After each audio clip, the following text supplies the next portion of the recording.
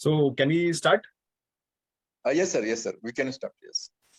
All right.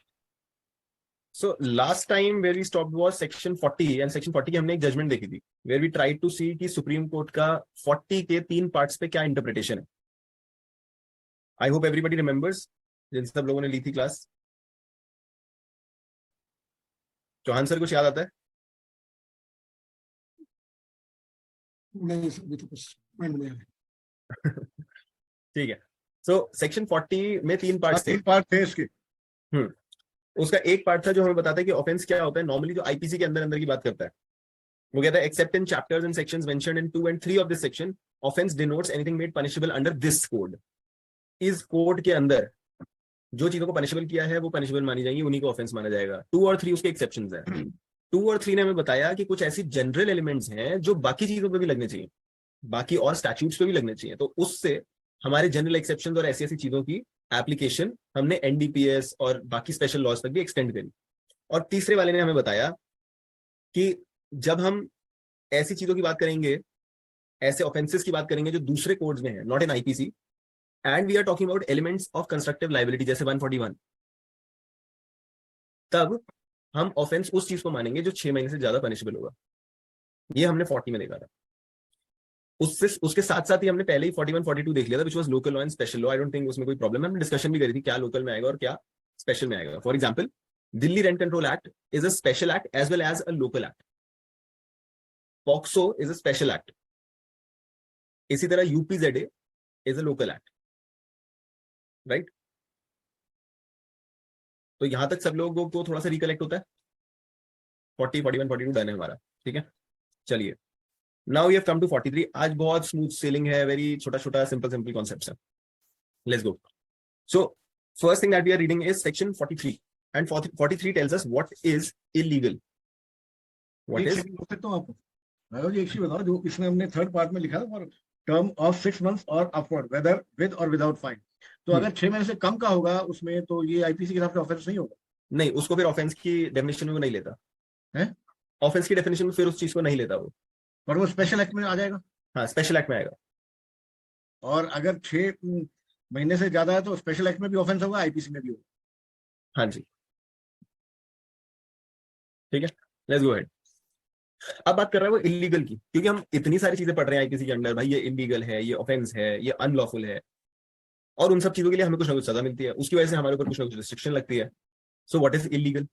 Now illegal, the word is applicable to everything which is an offence और which is prohibited by law और which furnishes a ground for civil action. 3 चीजें बोल दी.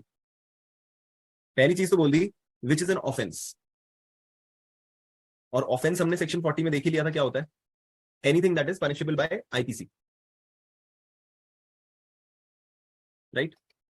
दूसरी चीज वो बोल रहा है कि ऑफेंस में और क्या इंक्लूड होगा, something that is prohibited by law. Prohibited by law. Now something that is prohibited by law is not the same as illegal, is not the same as an offence. Offence तो हो गया वो जिसको punishable बनाया गया, जिसके लिए हमें सजा मिलती है. फॉर एग्जाम्पल, हमने किसी का मर्डर कर दिया. Where as prohibited by law is something that the law says you don't do but does not actually provide any punishment for it.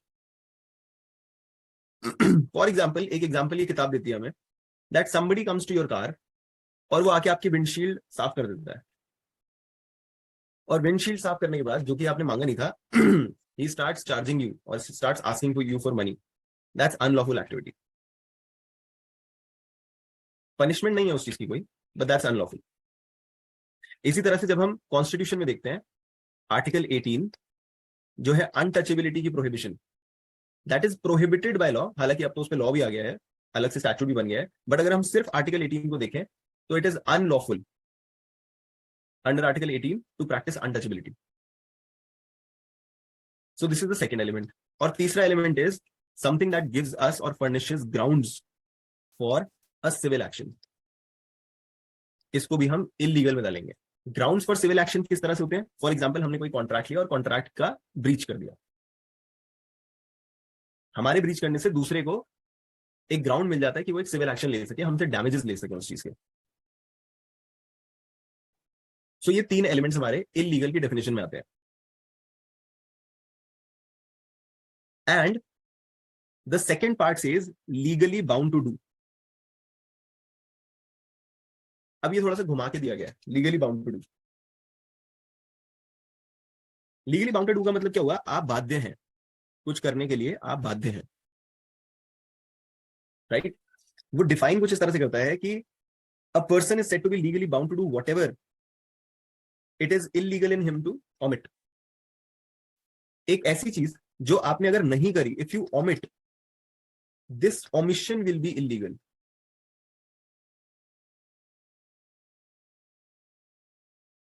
That is called legally bound to do. For example,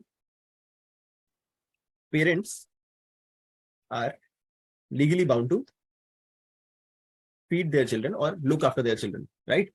छोटे बच्चों की देखभाल करना, नहीं तो abandonment and all that, ये सारे हमारे आईपीसी में ऑफेंस दिए गए हैं if you don't look after a child. तो अगर ये omit करेंगे अपनी ड्यूटी, if they omit, तो उनके लिए ओमिशन इलीगल मानी जाएगी, और अगर वो इलीगल मानी जाएगी तो मतलब they are legally bound to do that ना।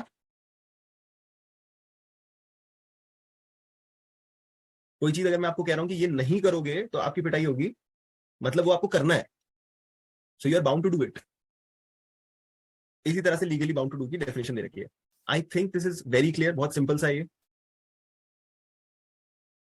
Can you use your mics please and videos as well? Yes.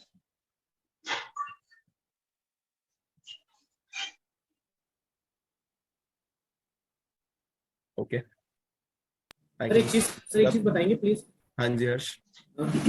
जैसे किसी के ऊपर अटैक होता है एसिड का, और वहाँ पे बहुत सारे लोग खड़े हैं, तो क्या उनकी रिस्पॉन्सिबिलिटी नहीं बनती है कि वो लीगली बाउंड हैं, उस आदमी को रोके या फिर पुलिस कंप्लेन कराएं? तो क्या वो इलीगल था, क्योंकि उन्होंने तो अपनी जो एक्शंस थे वो ओमिट कर दिए, लीगली उन्हें करने चाहिए थे।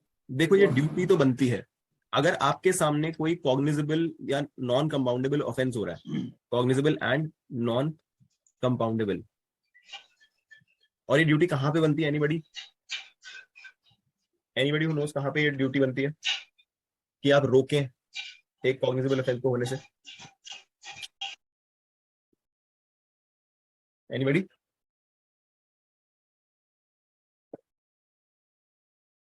सीआरपीसी में कहीं पर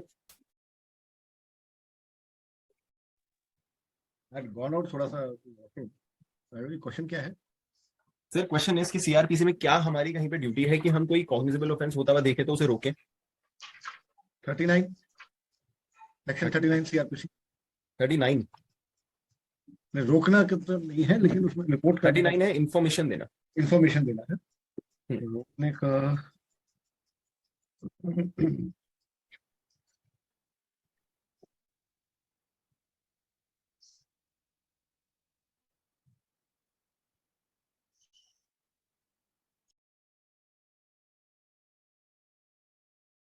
तो दो सेक्शंस यहाँ पे हमारे लिए रेलेवेंट होंगे इस चीज को समझने के लिए, हर्ष के क्वेश्चन को समझने के लिए। हर्ष का क्वेश्चन क्या है? हर्ष का क्वेश्चन है कि अगर भीड़ खड़ी हो और कोई एकदम भीड़ के सामने किसी के ऊपर एसिड अटैक करके चले जाए, तो क्या उसको हमें अरेस्ट नहीं करना चाहिए? क्या हमारी ड्यूटी नहीं बनती? Are we legally bound to do it? अब लॉ तो हमें कुछ ऐसा बोल रहा है कि we'll have to go to section 38 first, या 37 से ही ले लो, 37 of CrPC. And 37 talks about जब मैजिस्ट्रेट या पुलिस ऑफिसर हमें कहें they demand assistance, we have to assist, then we are bound, right. 38 में we have to aid a person who is executing warrant, उसे भी एड करना पड़ेगा, यहां तो हम बाउंड हो जाते हैं। ओके 38 में वैसे मे यूज होता है। Then comes 39 says public to give information of certain offences, every person aware of the commission of or intention of any person to commit any offence punishable under the following sections of IPC, ये सारे section इन्होंने 39 में दिए हैं, shall in the absence of reasonable excuse, the burden of proving which excuse lies on the person, forthwith give information to the nearest magistrate or police officer। यहाँ पे भी हमारी ड्यूटी बनती है कि अगर हमें पता चले कि कोई ऐसा ऑफेंस हो रहा है तो हमें इन्फॉर्म करना है, बट उस पर एक्शन लेना है या नहीं लेना वो हमारी डिस्क्रिप्शन होगी। लेकिन 43 में तो है ना, 43 में है। अब now we are coming to 43 Arrest by private person, procedure on such arrest। हाँ, तो 43 में सर वर्ड क्या यूज हो रहा है? मे यूज हो रहा है या शैल यूज हो रहा है? May arrest। So that is why. Hmm. So 43 says any private person may arrest or cause to be arrested any person who in his presence commits a non-bailable and cognizable offense or a proclaimed offender. और फिर वो without necessary delay उसे police वालों के पास ले जाएगा और वो उसे रीअरेस्ट करेंगे. तो हमारी इंफॉर्मेशन देने की ड्यूटी तो बनती है. We are bound to do that. But वो प्रूव कौन करेगा कि हमारे पास वो इंफॉर्मेशन थी और हमने नहीं दी? तो पोटेंशियली तो ये इनऑपरेटिव से सेक्शंस हैं. They really do not work in the practical life. But अगर आप टेक्निकली लॉ में पूछो तो हम किस पछड़े में पढ़ना चाहते हैं वो हमारी मर्जी है. हमारा डिस्क्रिशन है. हाँ जी. अगर आपको अकेडमिकली कोई पूछ रहा है तो 39 में द वर्ड यूज्ड इज शैल. वहां पे आपको देनी ही देनी है इंफॉर्मेशन. 37 में आपको वर्ड यूज किया गया बाउंड टू डू इट. जब आपको मैजिस्ट्रेट और पुलिस वाला बोलेंगे कि हमें हेल्प करो, असिस्ट करो, you are bound to do it. But जब 38 की बात करोगे और 43 की बात करोगे, 38 एंड 43, तो वहां पे एनी पर्सन मे एड है and any person may arrest है. There you are not bound. So आपके क्वेश्चन का जवाब यही है कि किसी सिचुएशन में we are bound to do it, किसी सिचुएशन में we are not. And practically देखो तो nobody can really ask you or question you कि आपने उस टाइम पे एक्शन क्यों नहीं लिया. Right? That clear, Harsh? Okay. So this was illegal and legally bound to do. ठीक है जी. Now, if nobody has a question, I have a question. When we are talking about legally bound to do, and when we are talking about things that are imposed on us by the law as duties to do, तो क्या इसमें departmental orders भी include होंगे? अगर एक departmental order है from any department whatsoever and I don't take the action or do not comply with the rule or whatever direction they have given, does it make the act illegal within the definition of section 43 of IPC? And याद रखना, illegal includes prohibited by law, offense, and one that gives us ground for a civil action. Civil action. Right. So now your votes. क्या departmental orders भी इसमें include होंगे? क्या departmental orders का उल्लंघन करना या उन्हें ना मानना हमारी एक्ट को इलीगल बना देगा?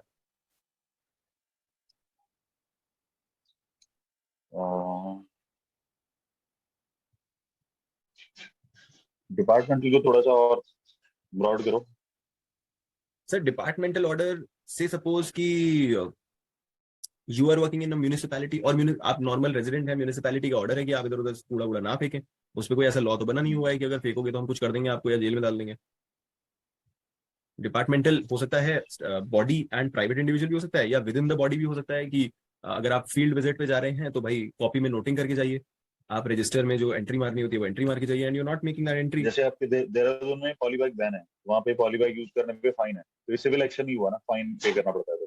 फाइन तो सर Departmental order ये तो भी पेनल्टी है. हो गई, ये तो पेनल्टी होगी. That is something that we can call as prohibited by law. वो तो प्रोहिबिशन में आ जाएगा, पेनलाइजिंग है वो. तो डिपार्टमेंटल में आ गया आपके पॉलिसी लेटर्स वगैरह which are not statutory in nature. हाँ जी. Like in army we have got the special law, Army Act. Air Force and Navy have got a separate Air Force and Naval Act. They are all statutory provision passed by Parliament. Then we have got the rules, but subsequently these rules have also been approved by Parliament. Then we have got the what you call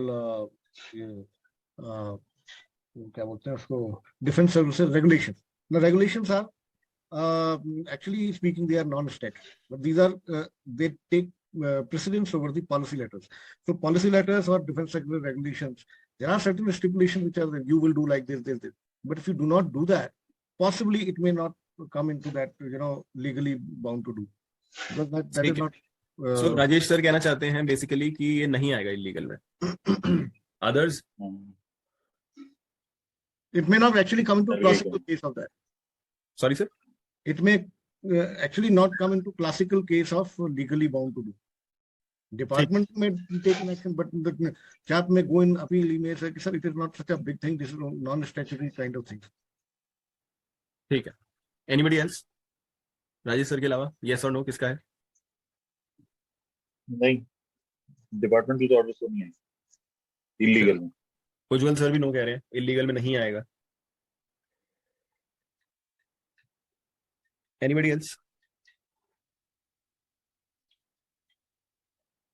The better word I think would be it will not fit into legally bound to do.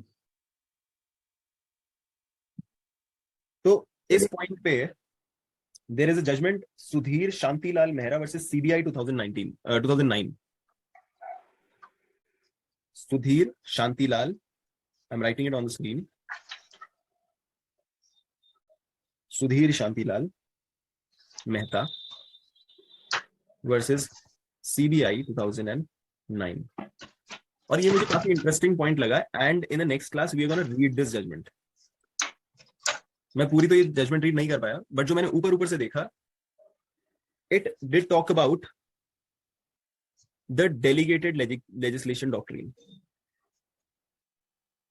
अब delegated legislation क्या है?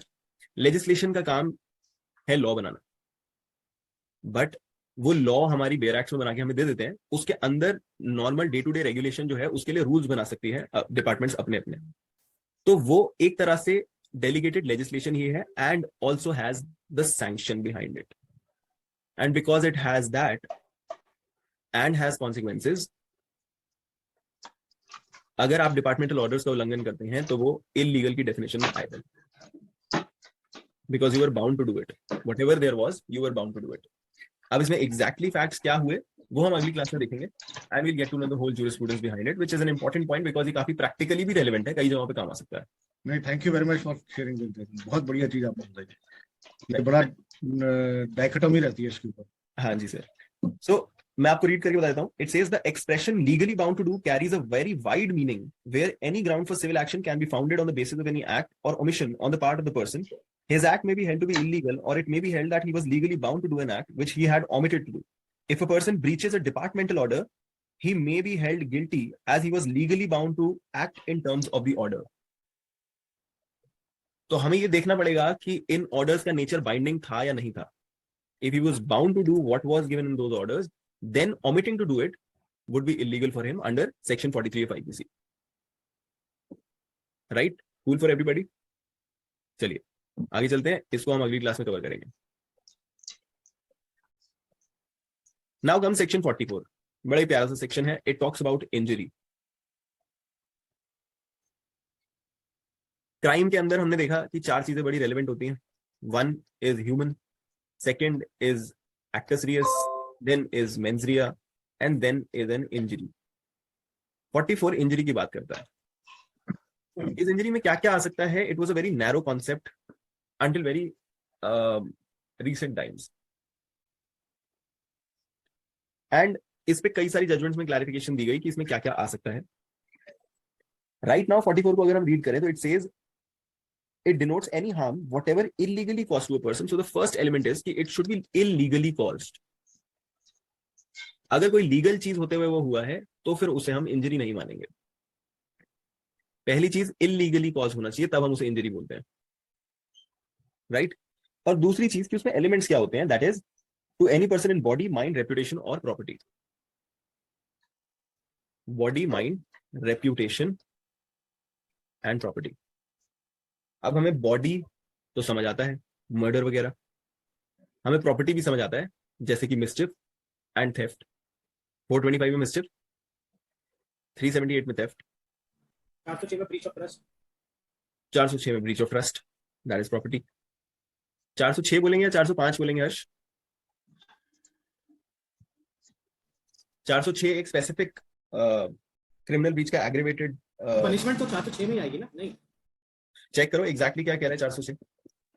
It's an aggravated form of breach of trust. Life imprisonment तक मिल जाती है 406 में, if I am right.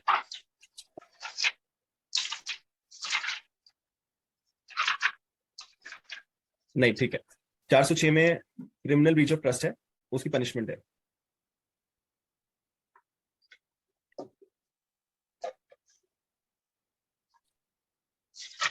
Then we have the servant wala thing in the next section, I guess. या trust by carrier and all that, that's 407 and 408, ठीक है जी। सो right, 406 ले लो, 383 ले लो, 378 ले लो, और दीज आर प्रॉपर्टी वगैरह। अब इसमें दो मेन एलिमेंट्स हैं, mind and reputation. Okay, now there was a case known as Saif Ali versus State 1989. Saif Ali versus State 1989. इसमें नेग्लिजेंस के चलते एक लेडी के हस्बैंड की एक्सीडेंट में डेथ हुई and she had to watch him die. And उसने negligence से जो हस्बैंड मरा उसमें तो डैमेजेस ले लिए, देन शी क्लेम्ड कि मुझे मेंटल इंजरी भी तो हुई है, I had to watch my husband die, what about the mental agony that I had to go through, उसके लिए भी मुझे कॉम्पेंसेशन मिलनी चाहिए। तो आपको क्या लगता है, क्या इसके लिए कॉम्पेंसेशन मिलनी चाहिए according to 44 of IPC? Ujjwal sir nods. मिलनी चाहिए। सर ये मेंटल एग्नी को कैसे हम मॉनिटरी के अंदर बैलेंस आउट करेंगे? फैक्ट्स एंड सर्कमस्टेंसेस, आप देखोगे कि किसने मारा, कैसे मारा। अगर एक there's a gentleman who's driving a car and you have a CCTV footage that he was driving at 40 kilometers per hour and then somebody came out of nowhere and got stuck और वो गिर गया बंदा और उसके हाथ पैर टूट गए, तो आप ये थोड़ी बोलोगे कि वो जो शांति से चल रहा था आदमी उसको रगड़ दो।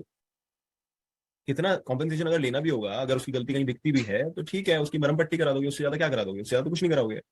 बट देन कोई एकदम लौंडा लफाड़ा सा आ रहा है उड़ता हुआ and he is in a BMW and cuts मारता हुआ आ रहा है and then he strike somebody on the road, फिर तो बनता है लाख रुपए भी दे दो सेम एक्सीडेंट के लिए। तो कैरेक्टर प्ले करता है। बहुत सारी चीजें डिपेंड करती हैं इसके अंदर, मतलब कंडक्ट भी हो सकता है। जैसे आप अगर उसमें MACT में जाएंगे तो वहां पे 279 में, हाँ, तो आप वहां पे देखोगे कि मतलब बहुत सारी चीजें इसके अंदर, आपकी कॉन्ट्रीब्यूटरी नेग्लिजेंस कितनी है, इस पे बहुत बात होती है। ज्यादातर डिफेंस यही आता है कि कंडक्टर ने बस पे लोग ऐसे लाद रखे थे, लोग लटके हुए थे। बहुत बार ये होता है, कई बार आप देखोगे, आप जब भी उसमें एक्सीडेंट वाले ट्रिब्यूनल में या कोर्ट में जाओगे, जैसे अभी 30 जारी में कामनी मैम लेती है, कामनी लव, वो एक्सीडेंट वगैरह की सारी, हाँ कामनी लव मैम देखती है, तो वो बड़ी खतरनाक है वो। एंड वो पूरा CCTV और 2-3 कैमरे लगा के वो प्रोसिक्यूटर साहब को भी पेल लेंगी और सबकी लंका लगा देंगी, और वो पूरा का पूरा CCTV सब कुछ निकाल के देखेंगे किसकी कितनी कंट्रीब्यूशन है, पीछे से ट्रैक्टर ऐसे आ रहा था या वैसे आ रहा था, उसकी ट्रॉली उसने कंप्लायंस करी हुई है या नहीं करी हुई है, ट्रॉली कितनी बड़ी हो सकती है, उसके पीछे जो जुड़ने के लिए चीजें होनी चाहिए, जोड़ने के लिए इंजन और ट्रॉली को, वो चेक करा उन्होंने कि इसने ये प्रॉपर लगाया है या नहीं लगाया है। अगर तुमने वो सारी चीजें नहीं करी है, then you are contributing to the negligence ना। अब अगला बंदा जो बाइक पे जा रहा था उसने हेलमेट पहना था या नहीं पहना था, वो कट मार के चल रहा था या सीधा सीधा अपनी लेन में चल रहा था, all these things will at the end affect the decision of the court. तो मेंटल एग्नी क्या डैमेजेस होंगे वो आप इन सारी चीजों पे बेस करेंगे। Got it Harsh? जी राइट, चलिए। सो अब नेग्लिजेंस पे उज्जवल सर ने बोला हाँ मिलेगी, इसमें मेंटल एग्नी के लिए मिलेगी। एनीबडी एल्स विद नो कि नहीं मिलेगी?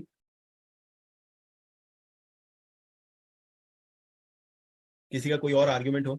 जैसा कि एक केस में था कि रियल एंड एक्चुअल इंजरी होनी चाहिए, injury has to be real and actual, that was one of the contentions.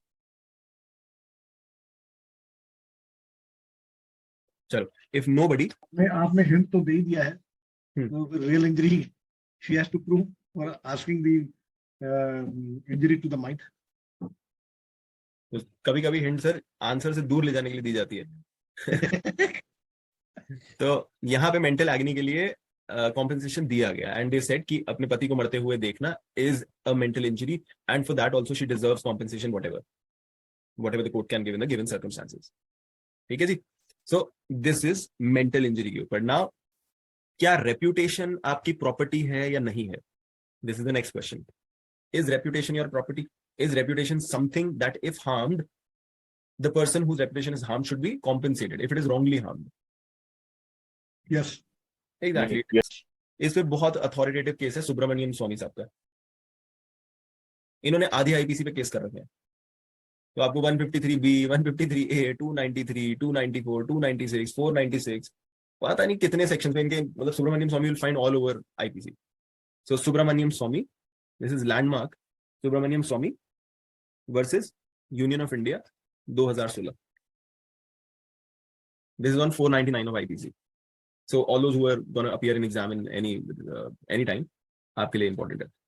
So यहाँ पे भी get done with injury. I think injury में किसी को कोई problem नहीं है. Very simple. Let's go ahead. 45 talks about life. एक ही important part है इसमें. It says life जब हम बोलते हैं ना, तो life हम human being की life की बात कर रहे हैं. Human being की life. भाई आप पूछोगे कि ये समझाने का क्या मतलब है ना कि लाइफ ह्यूमन बीइंग की होनी चाहिए. अब ये इसलिए हुआ क्योंकि in one of the cases a person, a very smart person came to the court and he said कि सर आपने मुझे लाइफ इंप्रिजनमेंट दी थी ना, आपने कहा लाइफ इंप्रिजनमेंट होगी, मगर वो लाइफ किसकी, मेरी या मेरे पेट डॉग की, या जो मैंने चिड़िया पाली है उसकी, हुज लाइफ. तो कोर्ट को एक्चुअली ये एक्सप्लेन करना पड़ा कि we are talking about human life. So whenever there is life sentence or life imprisonment, it means the natural life of the person. जब तक वो मरता नहीं. और वो 14 साल और 20 साल वाला कॉन्सेप्ट आई होप किसी के दिमाग में नहीं है कि लाइफ का मतलब 14 साल या 20 साल होता है. Anybody with that concept in mind? Anybody with that confusion? वो कॉन्सेप्ट हाँ जी सर. ओके. सो वो कॉन्सेप्ट आया कहां से? कभी कभी लोग आपके पास आके पूछ लेंगे कि लाइफ इंप्रिजनमेंट तो 14 साल की होती है, 20 साल की होती है ना. So we have to refer to section 57 of IPC. Let's check out 57 of IPC quickly.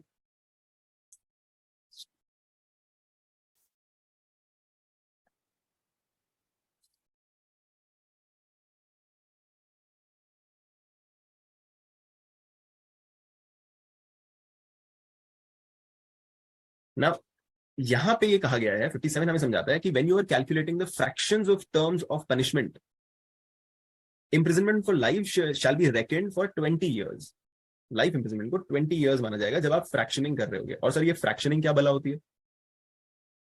तो कभी कभी कुछ कुछ जगहों पे आपने देखा होगा कि अगर आपने इसकी अबेटमेंट करी तो आपको इस सजा का 1/4 मिलेगा. अगर आपने फाइन नहीं पे किया तो आपको पनिशमेंट का 1/4 मिलेगा. अगर आप सिर्फ अबेटर हो तो आपको जो भी पनिशमेंट दूसरे प्रिंसिपल को मिल रही है, प्रिंसिपल ऑफेंडर को मिल रही है, आपको उसका हाफ मिलेगा. राइट. अब हाफ हम 10 साल का तो कर लेंगे, 20 साल का भी कर लेंगे, 12 का भी कर लेंगे, 11 का भी कर लेंगे, 7 का भी कर लेंगे, 7.5 का भी कर लेंगे. बट लाइफ इंप्रिजनमेंट का हाफ कैसे करोगे? What do you mean by life imprisonment when we are talking about fractions? उसी को क्लैरिफाई करने के लिए 57 कहता है कि अगर कभी फ्रैक्शन करनी पड़ी और किसी को लाइफ इंप्रिजनमेंट मिला है तो उसके अबेटर को या फाइन ना देने के लिए अगर हम 1/4 की बात कर रहे हैं तो 20 साल लेके चलो लाइफ इंप्रिजनमेंट को. तो अगर किसी को लाइफ इंप्रिजनमेंट है और फिर हम उसकी फ्रैक्शन करना चाहते हैं for whatever purpose and we are saying कि अबेटर को इसकी आधी मिलेगी, तो हम देखेंगे हाफ ऑफ 20 इयर्स क्या है. इसलिए ये कंफ्यूजन होती है, इसलिए ये नोशन बना हुआ है कि लाइफ इंप्रिजनमेंट तो 20 साल के लिए होती है, 20 साल के बाद टर्मिनेट हो जाती है. राइट. ऐसा होता नहीं है, बंदे की नेचुरल लाइफ के लिए होता है. दूसरी चीज, there is a concept of remission of sentence. Remission of sentence CrPC में कहां पे या कॉन्स्टिट्यूशन में कहां पे? एनीबॉडी? ये 433 सीआरपीसी में. जी सर. 432 433 चालू हो जाता है, कम्यूट हो जाता है. यहाँ पे गवर्नमेंट को पावर है, गवर्नमेंट को. और कॉन्स्टिट्यूशन में कहां पे है ये पावर्स? Article 72 and 161. क्या बात है सर. 72 एंड 161 ऑफ दी ज्ञान सर जिंदाबाद. लिखवाते थे ना साथ में. हाँ. सो 432 ये 433 एक्चुअल में ये है. I will not hide it. आपने जैसे ही बोला मुझे 511 याद हो गया. 511 के पे लिखा था 57 एंड 433 साथ में. 433 के आगे लिखा हुआ 72 एंड 161, इसलिए निकल रहा है. चलो बहुत बढ़िया, आपने लिंक किए हैं सारे सेक्शंस. गुड. तो अब यहाँ पे जो रेमिशंस होती हैं उसमें ये रूल है कि अगर आप किसी की लाइफ इंप्रिजनमेंट माफ कर रहे हैं तो डायरेक्टली उसको रेमिट करके आप बिल्कुल 0 पे नहीं ला देंगे या 6 साल 5 साल पे नहीं ला देंगे. ज्यादा से ज्यादा कम करके आप उसे 14 साल तक ला सकते हैं. तो इसलिए कभी कभी ये भी कंफ्यूजन होती है कि लाइफ इंप्रिजनमेंट का मतलब तो 14 साल होता है. ओके. तो ये दो concepts for the common man who might come up to you and ask such questions, these you should know. Okay जी. So the case that I was talking about, the person came to the court, he asked कि किसकी life की बात कर रहे हो आप? Life imprisonment जब बात कर रहे हो तो उन्होंने कोर्ट ने समझाया कि भाई साहब हम ह्यूमन लाइफ की बात कर रहे हैं, आप ही की लाइफ की बात कर रहे हैं, आप अंदर रहोगे और अपनी लाइफ के लिए रहोगे. ठीक है जी. चलो. सो लाइफ भी हमारा कंप्लीट हो गया. अच्छा, कुछ कुछ जगहों पे हमारी 2013 की अमेंडमेंट आई, 2018 की अमेंडमेंट आई एंड रेप वगैरह के केसेस जो हैं 12 साल से नीचे, 16 साल से नीचे, उसके नीचे आपको एक सेंटेंस लिखा हुआ मिलेगा. When you are reading those offenses, उसमें लिखा होगा कि जब जब लाइफ इंप्रिजनमेंट दी जाएगी it will mean imprisonment for the remainder of the person's natural life, ऐसा लिखा होगा, विच इंप्लाइज कि अगर ऐसा बोला गया है तो फिर कोई रेमिशन वगैरह भी नहीं दे सकते आपको, गवर्नमेंट आपको रेमिशन वगैरह भी नहीं दे सकती। However, this does not apply to the powers that have been given to president and the governor under 72 and 161 जो हमें टंडन सर ने बताया अभी। ये लिमिटेशंस इनके ऊपर नहीं है, इनके राइट्स अनफेटर्ड है और इनके राइट्स को कोर्ट्स भी नहीं छीन सकती, प्रेसिडेंट एंड गवर्नर के।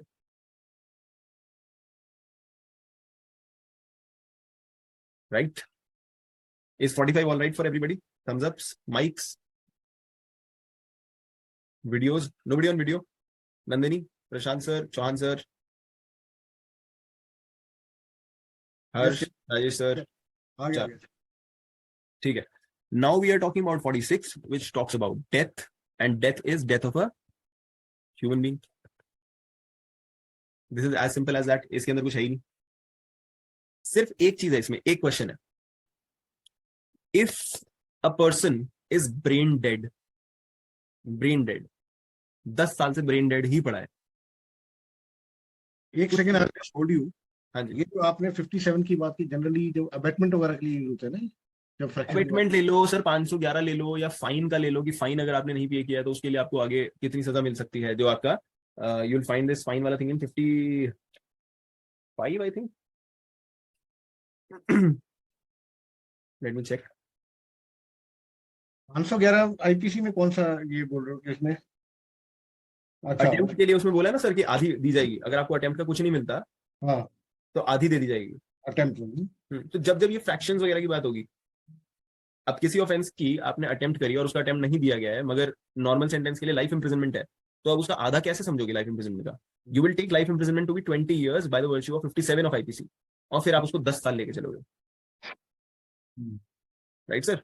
64 है ये, sentence of imprisonment for non payment of fine. हाँ, 54 नहीं है, 64 है ये। 64 ही है। राइट, तो 64 में जब आप देखोगे तो you will find a fraction case.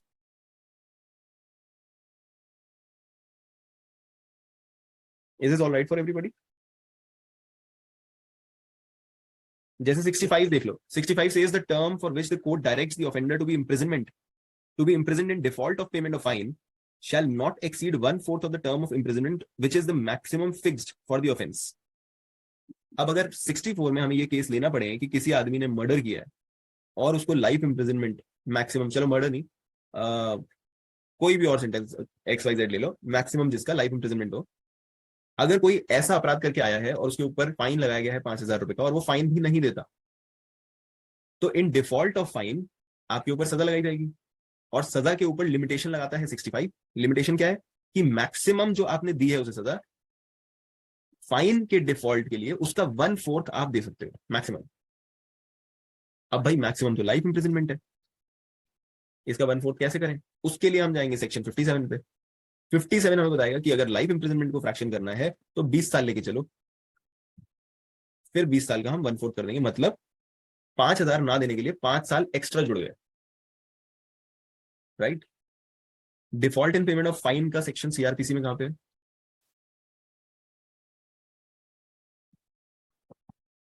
Default in payment of fine का सेक्शन सीआरपीसी में कहां पे है?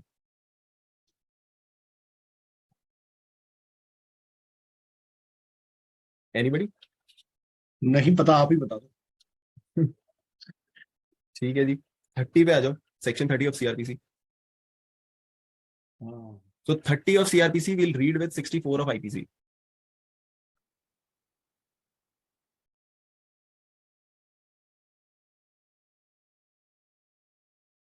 And it says, the court of a magistrate may award such term of imprisonment in default of payment of fine as is authorized by law, provided that the term is not in excess of powers of the magistrate in 29. एक तो magistrate की powers से ज्यादा नहीं होनी चाहिए punishment, and shall not, where the imprisonment has been awarded as a part of the substantive sentence, exceed 1/4 of the term of imprisonment which the magistrate is competent to inflict as punishment for the offense otherwise than as imprisonment in default of payment of fine. And this shall be in addition to the substantive sentence. ये addition में होता है, right? So 30 को आप 64 के साथ link कर सकते हो सीआरपीसी के, 64 of IPC and 30 of CRPC. और उसके साथ हमने 57 लिंक कर लिया एंड बाकी जो भी हमने किया 57, 64, 30 ऑल दैट 65. ठीक है जी. So we are done with 45 ना. और 46 पे मैं आपसे क्वेश्चन पूछ रहा था, अगर एक आदमी ब्रेन डेड पड़ा है, जैसे आपने अरुणा शॉनबॉक का केस सुना होगा, who was on a ventilator for decades before she was allowed to go for passive euthanasia. Passive euthanasia का लैंडमार्क केस है Aruna Shanbaug versus Union of India. अब अगर ऐसा इंसान हो जो ब्रेन डेड पड़ा है and he or she has not moved an inch for the last 2 or 3 decades, क्या हम 46 में उसको डेड कंसिडर कर पाएंगे for other legal purposes?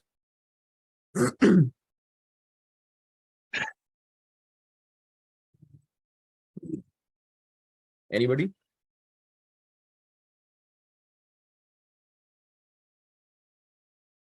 Anybody? No. Any idea? No, no. Okay. I'm reason सुन लो मेरा. I may be wrong. हाँ जी. देखो, मेरा ये मानना है कि death has to be declared by doctor. वो तो ब्रेन डेड हुआ है और उसमें लिखा है इसका definition, the word death denotes the death of a human being unless the contrary appears from the context. अगर डॉक्टर ने डिक्लेयर नहीं किया ओवरऑल डेड, ब्रेन डेड है, बट बाकी ठीक है, बाकी तो चल रहा है ना. चलो. He was in a vestigial state, तभी तो यूथनेसिया की मांग करी थी उसने. राइट. सो हमारा Aruna Ramachandra Shanbaug versus Union of India 2011 का जो केस है,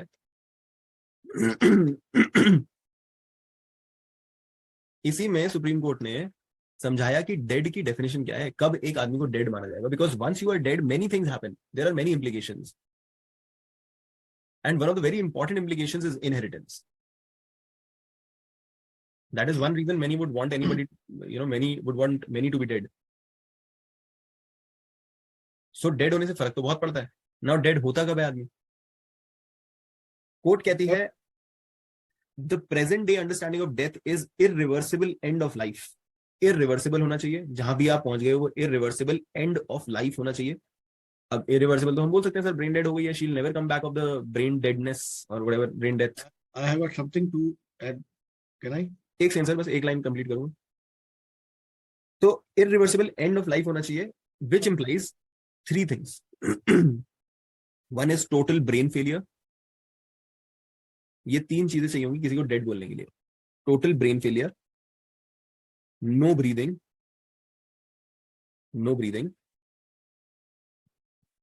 एंड नो सर्कुलेशन की possibility. Circulation in your blood is not possible now. This is how the court, the Honorable Apex Court, has explained the word dead in Aruna Ramchandra Shonbog. इसके बाद माना जा सकता है आपका inheritance खुल गया और अब सक्सेशन हो सकती है, आपकी विल अब यूज करी जा सकती है and many other sort of things can happen. हाँ जी राजेश सर, आप कुछ कह रहे थे. अभी तो आपने इतनी बढ़िया चीज बता दी. मैं तो ये बोल रहा था, अगर वो ब्रेन डेड हो गई है तो रिगर मोर्टिस थोड़ा ना सेटल हो जाएगा. रिगर मोर्टिस सेटल हो जाएगा, दैट इज अ सिम्टम कि इसका सर्कुलेशन वगैरह बंद हो गया. मतलब इन 2 टर्म्स आपने क्लैरिफाई किया, वो मेरे को एकदम से ध्यान आया. राइट. तो कोर्ट के साथ ये डेफिनेशन फॉलो करेंगे. अभी होता ना डेथ पे, खाली ब्रेन डेड से नहीं होगा. करेक्ट. चलो, यहाँ पे भी आई थिंक किसी का कोई क्वेश्चन नहीं होना चाहिए. Anybody any questions? Right of death है इंडिया के अंदर एप्लीकेबल? सर अगर हम राइट ऑफ डेथ की बात करते हैं, you actually do not have the right to die. ये आपको क्लियर कर दिया गया था ज्ञान कौर के केस में. पहला केस तो आया था मारुति सतपथी.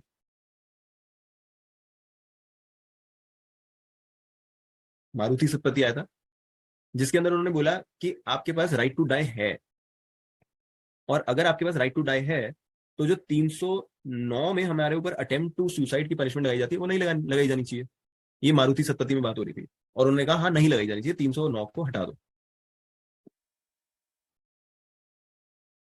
बट आफ्टरवर्ड्स केम ज्ञान कौर, जिसमें उन्होंने बोला कि इसके काफी सारे सोसाइटी के ऊपर सोशल इंप्लीकेशंस हैं, मॉरल इंप्लीकेशंस हैं कि कोई अपनी लाइफ अपनी मतलब मृत्यु कॉज करना चाहें और कर लें, उसको हम अलाउ करें, तो इसके बहुत सारे सोशल नेगेटिव इम्पैक्ट हो सकते हैं लोगों के ऊपर। तो फिर उन्होंने ज्ञान कौर में मना कर दिया। उन्होंने बोला कि 309 बिल्कुल कॉन्स्टिट्यूशनल है और you don't have the right to die. Right to life does not include right to die, right. और फिर उसके बाद उन्होंने कहा कि थोड़ा बहुत मार सकते हैं या नहीं मार सकते। तो अल्टीमेटली अरुणा शॉनबॉक के बाद हमारे यहाँ पे लॉ ये हुआ कि आप पैसिव यूथनेशिया प्रैक्टिस कर सकते हैं, विच मीन्स अपने हाथ से आप कुछ नहीं करोगे, अपने हाथ से किसी को इंजेक्शन वगैरह देके नहीं मारोगे, आप सपोर्ट वगैरह हटा दो, and then the person dies after you have taken certifications from medical officers and medical board. That works. Otherwise you don't have the right to kill yourself or to end your life. That is not included in right to life. That answers my question, because one officer had asked me, and possibly this will answer his query. The query was, he had seen somebody in a very prolonged illness state, his father and all. So he said, I will say, remove me from the support systems and all when I am in a terminal stage and things like that. But ultimately it depends on the doctor. आपके कहने से नहीं, ये isn't it? That's an answer to it. Right, sir. इसमें guidelines दी गई हैं अरुणा शॉनबॉग में क्या क्या करना he may request, I want to go away from the world peacefully, but ultimately depends on doctor, isn't it? Correct. If doctor certifies, आप वो certification लेने के बाद you can get the euthanasia done, otherwise you cannot. इसकी guidelines पूरी provide करी गई है। मतलब सर टर्मिनली जो इल होते हैं वो ही खाली क्लेम कर सकते हैं राइट टू डाई। हाँ, टर्मिनल जो एकदम इरिवर्सिबल हो चुके होते हैं, बिल्कुल टर्मिनल होते हैं एंड कोई आस नहीं बची होती, now they are only suffering and the doctor think that they should be let gone now, वो होता है। एंड ये जो 309 पे हम बात कर रहे थे, 309 भी आज की डेट में अगर आप इसको कॉन्स्टिट्यूशनल कहते हो, it is partly constitutional, it's not actually operative now. ऐसा नहीं है कि आप सुसाइड कमिट करा, आपने अटेम्प्ट किया and you did not die तो आपको सजा दी जाएगी। इसकी जो सजा वाला पार्ट है, इट इज नॉट एप्लीकेबल। वो आपको मेंटल हेल्थ में ले जाता है एंड वहां पे कहते हैं कि जिसने भी अटेम्प्ट किया है सुसाइड, माना जाएगा कि वो डिप्रेस्ड है, एंड डिप्रेस्ड है और मेंटल प्रॉब्लम है, तो उसको मेडिकल फैसिलिटी देके उसको ठीक करने की जरूरत है। You have to help the person, take the person to rehab and all that, and not actually punish the person. तो ये अब मेंटल हेल्थ एक्ट का विषय बन चुका है। गोपाल सर, आप कुछ कह रहे हैं? सर मेरा कहना है कि ये रिलीजियस फैक्टर भी है, क्योंकि कई बार क्या होता है जैन समाज में एक ट्रेडिशन है संथारा लेना। संथारा लेना मतलब है कि खाना छोड़ देना जी, और वो 15-20 दिन तक जैन मुनि खाना छोड़ के अपने शरीर को त्याग देते हैं। ऐसा मैंने देखा भी है जी, अभी है, देखा भी है। तो क्या फिर वो किस में आएगा? फिर तो उसका भी एक विवाद हुआ, एक बार आपको पता होगा सर ऐसा है ना कि ये आईपीसी वगैरह, ये रिलीजियस है एक्चुअली। ये आईपीसी वगैरह जो है सर, वो तो क्लियरली हमें आईपीसी खुद ही बता देती है कि जो लोकल लॉज और स्पेशल लॉज, कस्टम यूजेज वगैरह होती है, इन सब चीजों पे नहीं लगता। तो अगर किसी के कस्टम में स्पेशल लॉज हैं, स्पेशल चीजें हैं, उसको लॉ हमारा कुछ कहता ही नहीं है। मैरिज में नहीं कहता, आप बच्चों की शादी करा सकते हो, सपिंडा में शादी करा सकते हो, with in the home, with in the घर शादी करा सकते हो, अगर आपके लॉज कस्टम्स एंड यूजेजेस बोलते हैं। तो ये लॉ थोड़ा वहाँ रुक जाता है। आप जो बोल रहे हो कि आईपीसी उसमें कस्टमरी लॉज में लागू है, तो ये कैसे समझ नहीं आया? सॉरी सर, ये जो आप अभी बता रहे हो ना कि कस्टम है तो it will prevail over IPC. हाँ, कस्टम्स एंड यूजेज अगर ऐसे हैं जो कोई स्पेसिफिक प्रैक्टिस कहते हैं कि ये प्रैक्टिस हमारे यहाँ होती है एंड दे अलाउ इट, तो लॉ फिर उसको छेड़ता नहीं है। जैसे आपकी प्रोहिबिशन है मैरिज, हिंदू मैरिज एक्ट में, कि बच्चे 18 और 21 के नहीं होंगे तो उनकी शादी नहीं हो सकती, करेक्ट। मगर और नॉर्मली अगर आप कराओगे तो फिर उसकी वो भी है, पेनल्टी भी है। अवॉइडेबल इन नेचर है ना फिर तो वो। नहीं, marriage is valid but penalised कर सकते हो आप। जिन लोगों ने शादी कराई है उनको पीनलाइज कर सकते हो। मैरिज वैलिड होती है, बाद में बच्चे कैन डिसाइड कि उनको रखनी है या नहीं रखनी, वंस दे टर्न 18-21। तो अगर आपसे टेक्निकली पूछा जाए कि उसका स्टेटस क्या होगा, तो marriage is valid but punishable. But at the same time अगर वो कोई ऐसा रिलीजन है या ऐसा कोई कस्टम है या कोई लोकल यूजेज है जहाँ पे बच्चों में शादी करा सकते हो, या फिर जिनमें आप विद इन सपिंडा शादी करा सकते हो। अगर सपिंडा में हम शादी करते हैं, या प्रोहिबिटेड रिलेशनशिप जो आपके हिंदू मैरिज एक्ट के 3F और 3G में दे रखे हैं, उसमें अगर हम शादी करते हैं तो सेक्शन 18 में हमें 1000 रुपए की सजा प्लस 1 महीने की जेल या 1 साल की जेल, ऐसा कुछ प्रोविजन है। But that does not apply if there are local usages. वो आपकी सेविंग्स में ही लिखा हुआ है हिंदू मैरिज एक्ट की। तो वहां पे फिर हमारा law, it's variably applicable, it's not absolutely applicable, right, like it is applicable on us living in the urban areas. Sir 1860 की आईपीसी है, और 1860 से लेकर 1977 तक सती प्रथा थी। सती प्रथा तो अभी बंद हुई है, 1860 में हुई थी, 19 में भी सती का बहुत कुछ सुनने को आता है। और तो फिर वो उस टाइम तो आईपीसी ने कभी कोई प्रॉब्लम नहीं खड़ी की, सती प्रथा थी ना। वैसे सर सती प्रथा तो सर 1829 में एक्ट आ गया था ना, सती प्रथा हटाने का तो 1829 में हो गया था। सती प्रथा सर 1829 में बंद हो गई थी राजा राम मोहन रॉय के बाद। ना सर, ना सर, राजस्थान में 1977 तक हुआ सर। नहीं होती होगी, वो होती जरूर होगी, बाकी मगर का सर, बाकी मगर का उसके ऊपर लॉ 1829 में आ गया था उसे प्रोहिबिट करने के लिए। अगर आप सती करवा रहे हो तो इट विल बी पनिशेबल, मगर अब उसको लेके ही कोई नहीं जाएगा पुलिस वालों तक और अथॉरिटी, तो फिर तो कोई फायदा ही नहीं है ना। लेकिन बट वो लॉ 1829 में आ गया था। ठीक है, ये तो डिबेटेबल इश्यू है इसमें। नहीं नहीं, मैं अब दिखा देता हूँ मैं आपको, 1829 में आ गया था, I am pretty sure. Sati prohibition,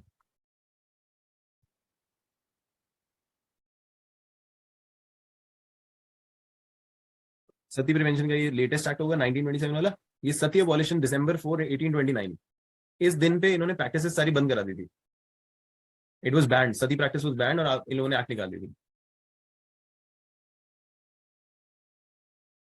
okay, right, तो वो आईपीसी से पहले आ चुका था, बैन कर दिया गया था। चलिए बाकी का सर समाधि प्रथा कई पंथ में होती है, जिंदे समाधि लेते हैं, सुनने को आए, देखा तो नहीं है। हाँ मतलब सब भी है ही। सर ये चाइल्ड मैरिज के अंदर आप बता रहे थे कि वॉइडेबल नेचर की नहीं होती, लेकिन prohibition of child marriage act 2006 के अंदर सेक्शन 3 में लिखा है child marriage to be voidable at the option of contracting party being a कौन चाइल्ड। सी मैरिज, कौन सी एक्ट में पढ़ रहे हो? सर ये prohibition of child marriage act 2006, इसमें सेक्शन 3 में लिखा है सर कि वो वॉइडेबल इन नेचर है, में पार्ट 1 में। देखो मैंने आपको बोला कि अगर टेक्निकली हमसे पूछा जाए तो क्या, अगर देखो, अगर मैं आपको कहता हूं कि कोई चीज वॉइडेबल है तो उसका मतलब क्या है कि parties have the option to repudiate it and to come out of it, है ना। तो जब तक ऐसा नहीं होता तब तक तो वो वैलिड है, तब तक तो वो वैलिड है। Now we are talking about the status of marriage, इनके बीच में जो मैरिज हुई है क्या वो वैलिड है? क्या अगर इनके बच्चे हो गए तो वो लेजिटिमेट होंगे या इलेजिटिमेट होंगे? अगर हम उस चीज की बात करें तो हम बोलते हैं कि वैलिड नेचर की मैरिज होगी। जब हम नेचर ऑफ मैरिज की बात करते हैं, it's a valid marriage but it is punishable. अगर आप मेरे से एकदम अकेडमिकली और टेक्निकली पूछो तो वॉइडेबल को भी जब तक आप एक्सरसाइज नहीं करोगे तब तक तो वैलिड है ना। जी सर, दैट इज इट।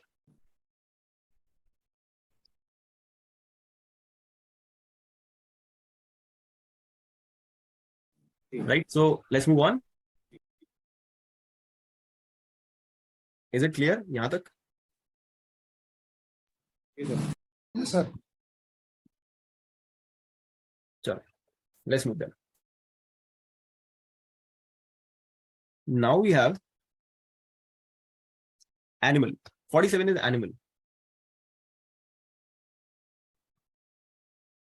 अब इन्होंने बोला है एनिमल कोई भी क्रीचर होगा, living creature which is not a human being.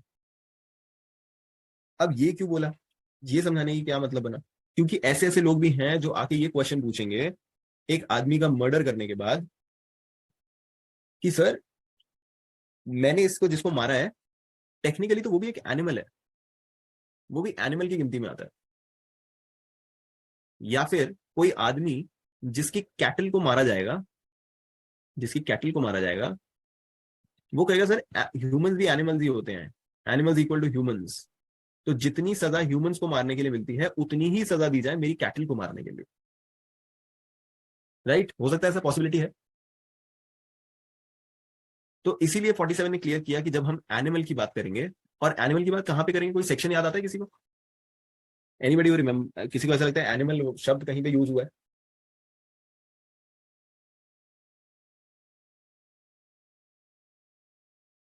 Mischief के सेक्शंस में चले, maiming an animal, maiming a cattle.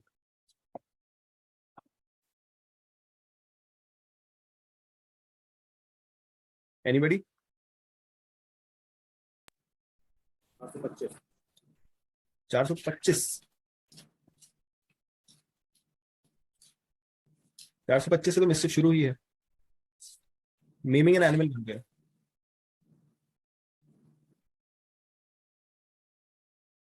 Let's come to 428, 429, 428 and 429. ये दोनों बात करते हैं mischief by killing or maiming animal of the value of 10 rupees and so, and mischief by killing or maiming cattle of value or any animal of value 50 rupees or above. तो ऐसे cases में अगर कोई आके ये वाले तर्क देने शुरू करे जो मैंने ऊपर बताया आपको, कि मर्डर करके बोले कि नहीं सर ये ह्यूमन तो एनिमल ही होता है, तो मुझे एनिमल वाली सजा दो, मैंने तो एनिमल को मेम किया है, मर्डर थोड़ी किया है, तो मुझे 302 में मत दो, मुझे 428 में दो। तो 428 में कितनी सजा गिर जाएगी इसकी, कितनी घट जाएगी? मर्डर में तो इसको दी जा सकती है डेथ तक भी, लाइफ इंप्रिजनमेंट। और 428 में 2 years imprisonment for 2 years. 2 years। तो ये तो law would not want that to happen and that is not logical, right? तो इसीलिए इन्होंने एक्सप्लेन किया कि एनिमल जो है वो एनिमल है, it can not be said कि आप ह्यूमन की बात कर रहे हैं when we denote animal, animal means animal. Okay, let's come to 48 now. 48 talks about vessel and it says denotes anything made for conveyance by water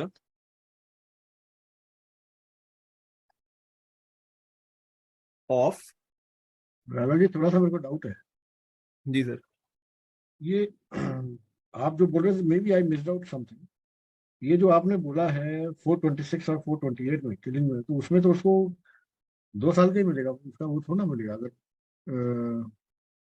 life imprisonment type 302 में जो मिलता है। नहीं तो मैंने भी तो यही बोला, मैंने क्या बोला? हाँ बोलने थे मेरे को, maybe I missed out something. भाई अगर मैं आज आपका मर्डर कर देता हूँ या किसी और का भी मर्डर कर देता हूँ, किसी इंसान का, तो here is Raghav and Raghav has murdered Rajesh Tandon, ठीक है? नाउ मैं ये कहता हूँ कोर्ट में आके, अभी मेरे ऊपर 302 का चार्ज लग रहा है, मैं कोर्ट में आके कहता हूँ कि सर 47 जो है डेफिनेशन, अगर 47 ना होता, अगर 47 में ना समझाता जो उसने समझाया, तो मैं कोर्ट में आके कहता कि सर आप जानते हो humans are also animals, right? And because I have killed someone you would call a human and he's an animal, then I have not actually murdered somebody, I have only maimed an animal. I have just killed an animal. ठीक, तो मेरे को आप 302 में life imprisonment या death मत दो, आप मुझे मेमिंग ऑफ एनिमल के लिए 428 में 2 years दे दो। Okay. ऐसा तर्क मार सकता है कोई आदमी, इसलिए इन्होंने समझा दिया। Okay. ठीक है, तो I'm just trying to bring you all to some sections ताकि हम समझ सकें कि किस कॉन्टेक्स्ट में ये चीजें बातें हो रही है, क्या क्लैरिटी वो देना चाहते हैं। तो सर एक और बात बस इसके साथ इस सब कॉन्टेक्स्ट को बता दीजिए कि ये एक स्पेशल एक्ट बना था, prevention of cruelty of animals act 1960 का, ठीक है? उसमें सेक्शन 11 है, इसके अंदर ये एनिमल्स को जो मारते हैं तो सेक्शन 11 के अंदर उन्होंने 3 years की पनिशमेंट कर रखी है। तो क्या वो इम्पोज होगी कि जो 228 के अंदर लिख रखा है 2 years, वो इम्पोज होगी? वो इम्पोज होगी। अगर सेम चीज को किसी स्पेशल एक्ट में दिया हुआ है तो स्पेशल एक्ट प्रिवेल करेगा, और जहां पे ज्यादा सजा होती है वो वाला दिया जाता है। मैं ज्यादा सजा वाला कॉन्सेप्ट नहीं देखते, बट स्पेशल एक्ट जो होता है वो प्रिवेल करता है। किसी चीज के लिए स्पेशली बनाया गया ना, जैसे अगर हम 370 ये देखते हैं 376 रेप वगैरह का आईपीसी, तो उसमें उन बच्चों के रेप की भी बात हुई है जो 16 से और 12 से नीचे है, वो पॉक्सो में भी आ जाता है। आप पूछोगे पॉक्सो प्रिवेल करेगा या वो, तो चार्ज उसके ऊपर दोनों का लग जाएगा। तो जो पनिशमेंट हाई होगी उसके हिसाब से बाकी सारी चीजें चलेंगी, राइट? उसके ऊपर आप 376 भी लगा दोगे और पॉक्सो में 3, 4, 5, 6, 7, 8, 9, 10 जो आपको लगाना वो भी लगा दोगे साथ में। अब हो सकता है 376 में उसको लाइफ इंप्रिजनमेंट मिलती हो और पॉक्सो में उसको 20 साल की सजा मिलती हो, तो आप कंसिडर ये करोगे कि हम उसे लाइफ इंप्रिजनमेंट से लाइफ इंप्रिजनमेंट वाले ऑफेंस में उसको नाप रहे हैं और उस हिसाब से आपका प्रोसीजर चलेगा। If I'm not wrong, the special law will prevail. That is, it emerges out of section 5 of CRPC, है ना? Right. Local laws and special laws को वो छेड़ता नहीं है। हाँ, सेक्शन 5 के साथ जी ठीक है जी। Now going ahead, we were talking about vessel. Vessel denotes anything made for conveyance by water of human beings or of property. ये इससे इजी तो कोई बात ही नहीं हो सकती। So it's talking about anything that takes, conveys का मतलब क्या हुआ? एक जगह से दूसरी जगह ले जाना, पॉइंट ए से पॉइंट बी थ्रू वाटर। क्या चीजें? 2 चीजें, ह्यूमन और प्रॉपर्टी, राइट? एनिमल नहीं, सर एनिमल प्रॉपर्टी में आ सकता है, एनिमल ह्यूमन की प्रॉपर्टी हो सकती है, ठीक है? तो एक क्वेश्चन मैं पूछता हूं, क्या ट्रेन का डब्बा वेसल माना जा सकता है? Train compartment? यस और नो? वाटर पे तो बता रहा हूँ। वाटर नहीं आएगा। राइट, वाटर नहीं आएगा। ये मैंने किसी एक दूसरी क्लास में पूछा था, सबने बोला था ट्रेन कंपार्टमेंट आता है। तो आई think this is batch of smarter people. So train compartment इसमें नहीं आएगा, ठीक है। प्लेस ऑफ वर्शिप भी नहीं आएगा इसमें, बिकॉज ये वेसल नहीं है। आप ड्वेलिंग हाउस वगैरह की डेफिनेशन में कहीं ना कहीं फिर भी ला सकते हो, जहां पे प्रॉपर्टी ह्यूमन वगैरह रखा जाता है, उन सब चीजों में शायद ला सकते हो, हमें जजमेंट ट्रीट करनी पड़ेगी, बट वेसल की डेफिनेशन में ये नहीं आएगा, ठीक है। Then we come to 49। 49 talks एक अबाउट चीज मेरे को थोड़ा सा बताना, प्रॉपर्टी का हमने किसमें पढ़ा था? किस चीज के बारे में सर? प्रॉपर्टी का डेफिनेशन में प्रॉपर्टी 23 में पढ़ी थी हमने मेरे ख्याल। 22 मूवेबल प्रॉपर्टी था, 23 में रॉन्गफुल वगैरह था। उसमें आएगा क्या एनिमल? एनिमल्स मूवेबल प्रॉपर्टी होती है सर? हैं? एनिमल हमारी प्रॉपर्टी होती है, मूवेबल प्रॉपर्टी। अच्छा, या अगर एनिमल को आप खूंटे से बांध दोगे and you don't intend to take it anywhere तो वो मूवेबल प्रॉपर्टी कहलाएगी। But if it is just an animal, आपकी कैटल है, आप इधर उधर ले जा सकते हैं उसे, इधर उधर ले जाते भी हैं, then it is your movable property, it's part of your property, right. चलो जी, 49 talks about year and month.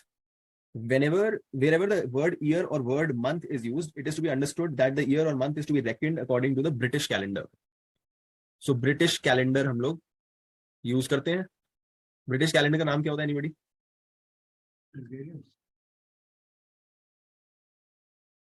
गोरी ऐसा कुछ। हाँ, ग्रेगोरियन। ग्रेगोरियन। Gregorian calendar. वैसे हमारा राष्ट्रीय कैलेंडर कौन सा है? क्या यूज करते हैं हम?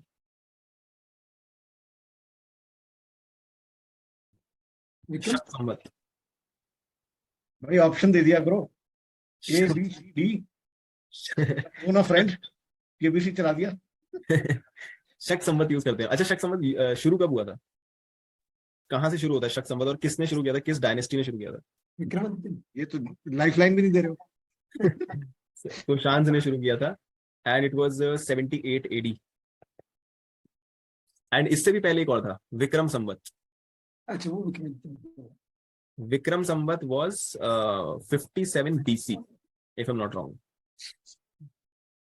और इससे भी पहले एक था which is thought to be known as the first calendar in the world in any civilization, which was Saptarshi Samvat. And इसको अराउंड 6000 BC ओल्ड माना जाता है। एंड मॉर्यंस जो थे वो इस कैलेंडर को यूज कर रहे थे, which is in the accounts of some English and Greek writers, that Mauryans were using the Saptarishi Samvat, which was based on the position of the stars in the sky. So they did it long back, and afterwards फिर हमने months को हमने lunar cycle के हिसाब से बांट दिया। जब हमारे मॉडर्न कैलेंडर्स आए तो 28 डेज 30 डेज के आसपास जो भी होता है वो मून के हिसाब से हमारा मंथ हो जाता है। एंड डेज हमारे जो होते हैं they are according to the visible celestial bodies in the sky। So we have the moon, we have the sun, then we have Mercury, Venus, Earth तो अपना हो ही गया, Mars, Jupiter and Saturn। So इनके हिसाब से हमारे 7 दिन हुए। तो ऐसे 28 और 7 वाला सीन चलता है हमारा। Right, let's go ahead। Enlighten without using lifeline, without giving 50-50 option। चलिए, अच्छा एक क्वेश्चन मेरा, व्हेन वी से कि आपको 1 महीने की 1 मंथ की सजा मिली है, कोर्ट्स के अंदर ये 1 मंथ को हम कैसे लेंगे? अगर मैं बोल रहा हूँ जनवरी 1 को मैंने आपको सजा दी है, तो वो सजा कब तक चलेगी? क्या हम इसको एग्जैक्ट 30 डेज लेंगे एंड सजा will and on the 31st of January, या फिर हम इसको अगले महीने का 1 लेंगे and it will stop at 1st of February, या फिर मैं जनवरी के 1 दिन को मानूंगा ही नहीं एंड मैं ये मान के चलूंगा कि वो जनवरी 2 से शुरू होएगा, जिस दिन मैंने इसको पनिशमेंट प्रोनाउंस करी है, जजमेंट प्रोनाउंस करी है, मैं उसको हटा दूंगा एंड जनवरी 2 से लूंगा। एंड अगर मैं जनवरी 2 से लूंगा तो फिर मेरा जो महीना है वो 1st Feb को खत्म होगा या 2nd Feb को खत्म होगा, या फिर एक ऑप्शन ये भी हो सकता है कि मैं जनवरी 1 को पूरा 1 दिन कंसिडर करूं एंड देन मेरा महीना या तो 31st पे खत्म होगा, जो मैंने ऊपर पहले बताई दिया था, या तो मैं 30 दिन मान के चलूंगा, या मैं ये मान के चलूंगा कि जिस तारीख को आज इस महीने शुरू हुआ उसी तारीख को अगले महीने खत्म होगा। What do you think?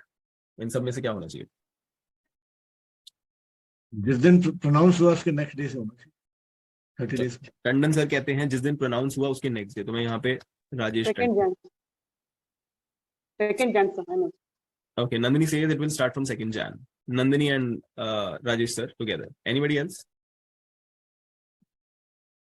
Chauhan sir आपने तो बहुत सारों की करा दी होगी, पनिशमेंट्स एंड ये और वो। लेकिन सर वो तो 30 डेज तो जिस दिन से उसको अरेस्ट करोगे उस दिन से लोगे ना, सर मैं वो सरेंडर कर रहा है।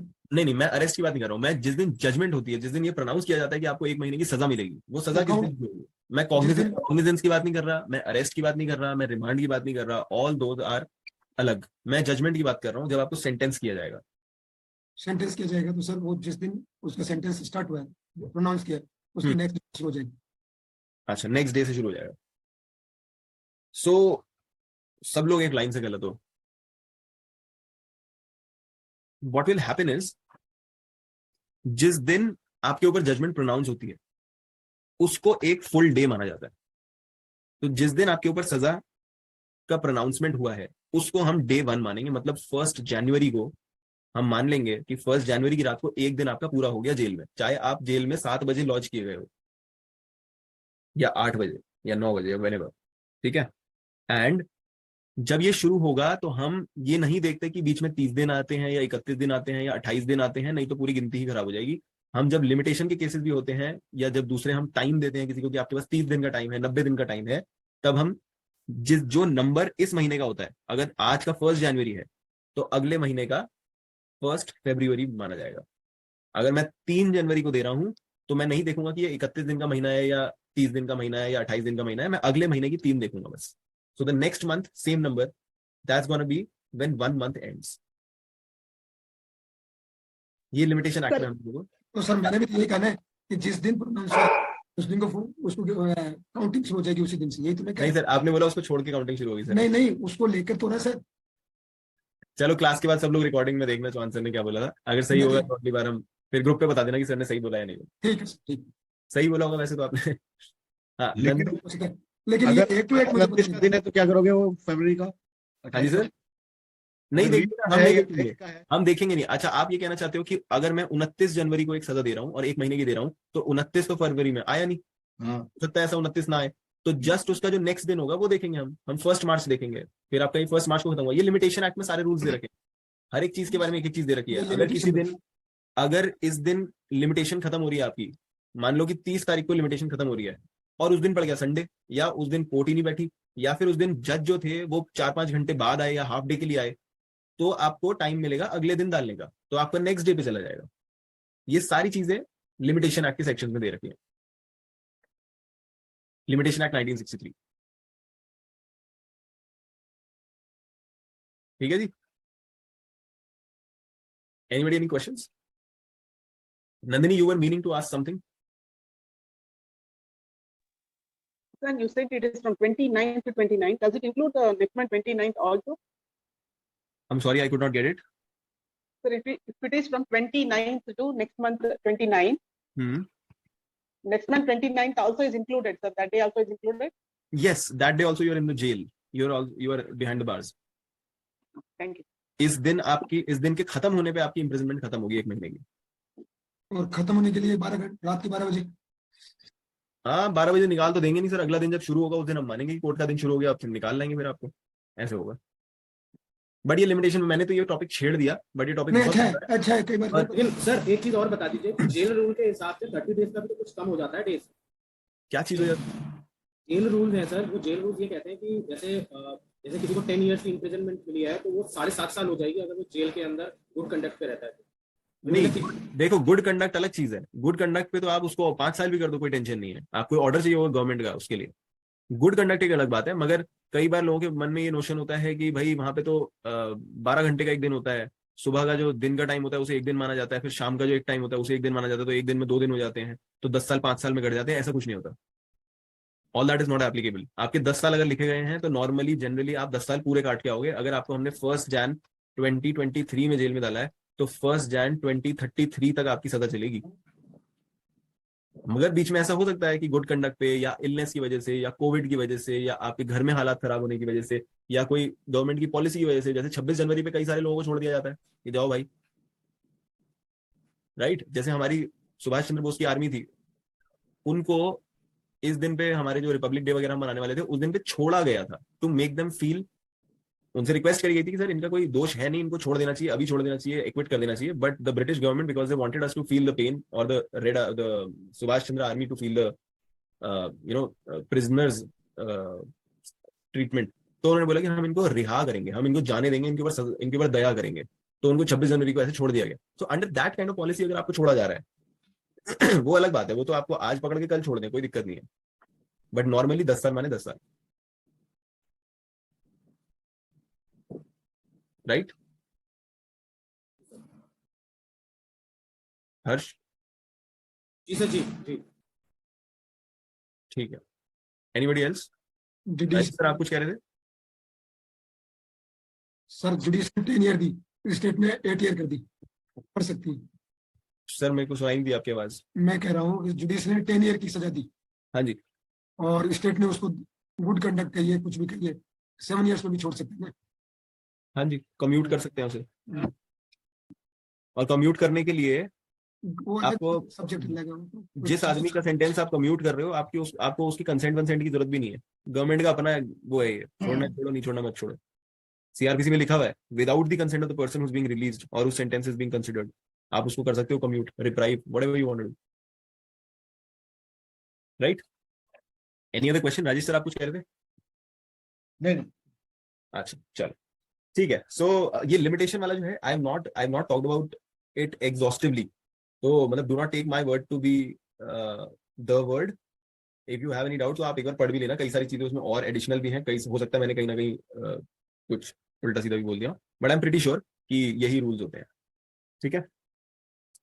देन कम्स सेक्शन, इस पे टाइम वेस्ट करने की हमें जरूरत नहीं है, जितनी चीजें हमें इसके अंदर विद फिगर्स दे रखी हैं, माने प्रीफिक्स दे रखा है 1 2 3 4 5 6, उन सबको हम सेक्शन बोलते हैं, ओके। अच्छा ये बताओ, सीपीसी में 2 पार्ट्स हैं, सेक्शंस एंड ऑर्डर्स, राइट। अगर कोई कॉन्ट्राडिक्शन आ जाए तो सेक्शंस प्रिवेल करेंगे या ऑर्डर्स प्रिवेल करेंगे? What do you think? Sections तो लेजिस्लेटिव बनाती है ना, ऑर्डर्स तो हाई कोर्ट भी गाइडलाइंस दे सकते हैं। नहीं, पूरी सीपीसी लेजिस्लेचर नहीं बनाई है। नहीं, लेकिन अगर किसी को अमेंड करना है तो वो ऑर्डर्स में हो सकता है। अमेंडिंग अलग बात है, अमेंडिंग तो हाई कोर्ट कर सकती है ऑर्डर्स में, सेक्शंस में नहीं कर सकती, ऑर्डर्स में कर सकती है, अमेंडिंग की अलग बात है। But what I am asking is, we have sections, basic framework section में, और उसके अंदर छोटी छोटी एकदम गूढ़ बातें जो हैं वो सारी हमें ऑर्डर्स में दी गई हैं। Now if there is a contradiction between the section and an order, what will prevail? Section. चलो 2 लोगों ने तो सेक्शंस बोला है, anybody else? Anybody else with any other answer? Any other way of looking at it?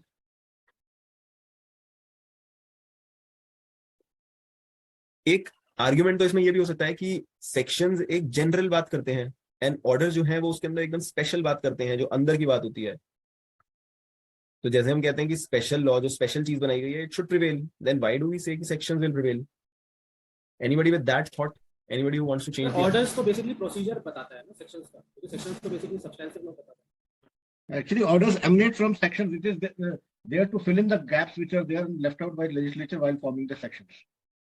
Right. And Harsh, sections CPC के substantive rights हमें कुछ नहीं देते, it's not substantive part of it, पूरा का पूरा सीपीसी ही प्रोसीजरल है, it's an adjective law, substantive कुछ भी नहीं है उसके अंदर। सेक्शंस भी प्रोसीजर हैं और ऑर्डर्स भी प्रोसीजर हैं, ठीक है। सो वैसे आंसर सबका सही है, section will prevail over orders, ठीक है जी। और हाई कोर्ट की अमेंडिंग पावर्स कौन से सेक्शन में दी गई है? Anybody?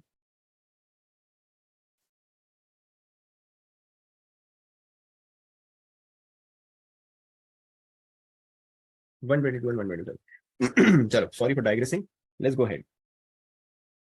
Now we have come to 51। ये क्या आर्टिकल्स बोले आप? सेक्शन है सर, सीपीसी के sections.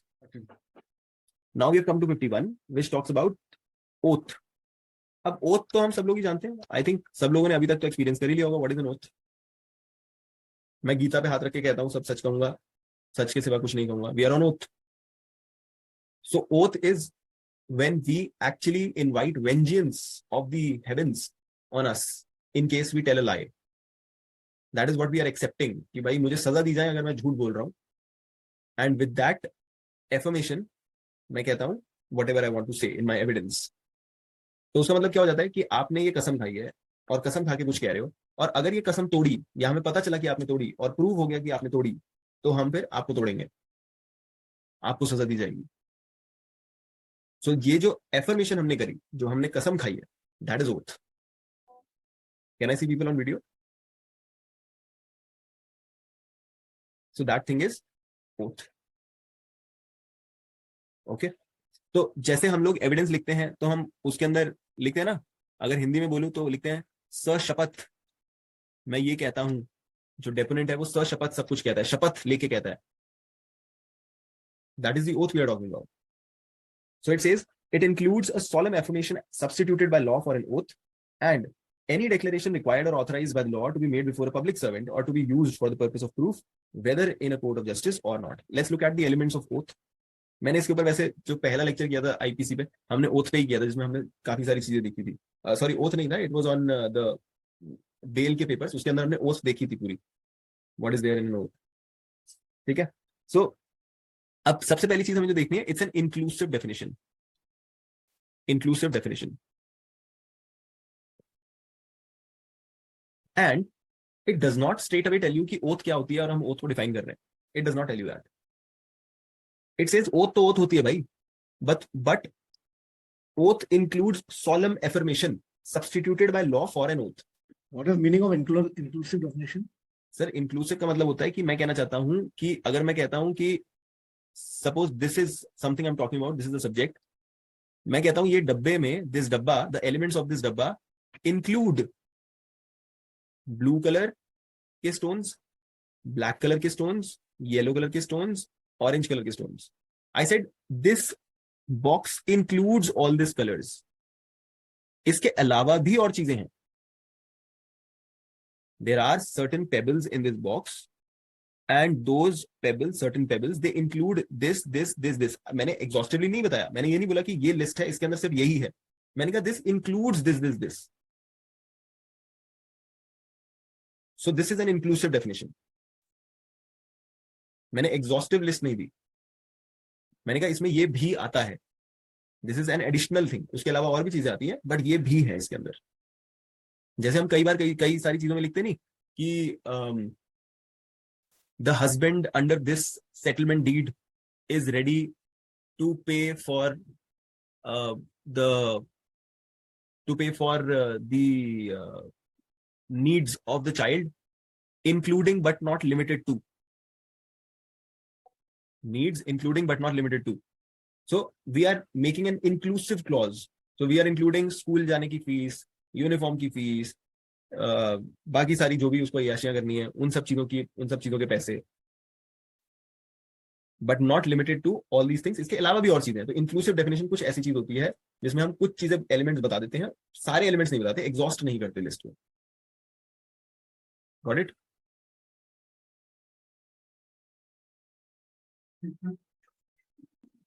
Got it sir? Got it. ठीक है, तो अब हमें ये सेक्शन क्या बोल रहा है कि oath includes solemn affirmation.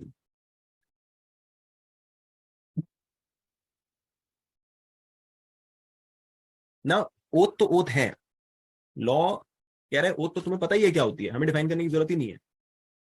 Oath तो वो होती है जो गीता पे हम हाथ रख के ओथ, भगवान की कसम खाते हैं, that is oath. It include solemn affirmation. solemn affirmation को भी ओथ की जगह पे सब्स्टिट्यूट किया जा सकता है। जैसे आर्टिकल 59 ऑफ कॉन्स्टिट्यूशन पे आ जाओ। Article 59 of Constitution, and I cannot find my Constitution, so somebody will have to read.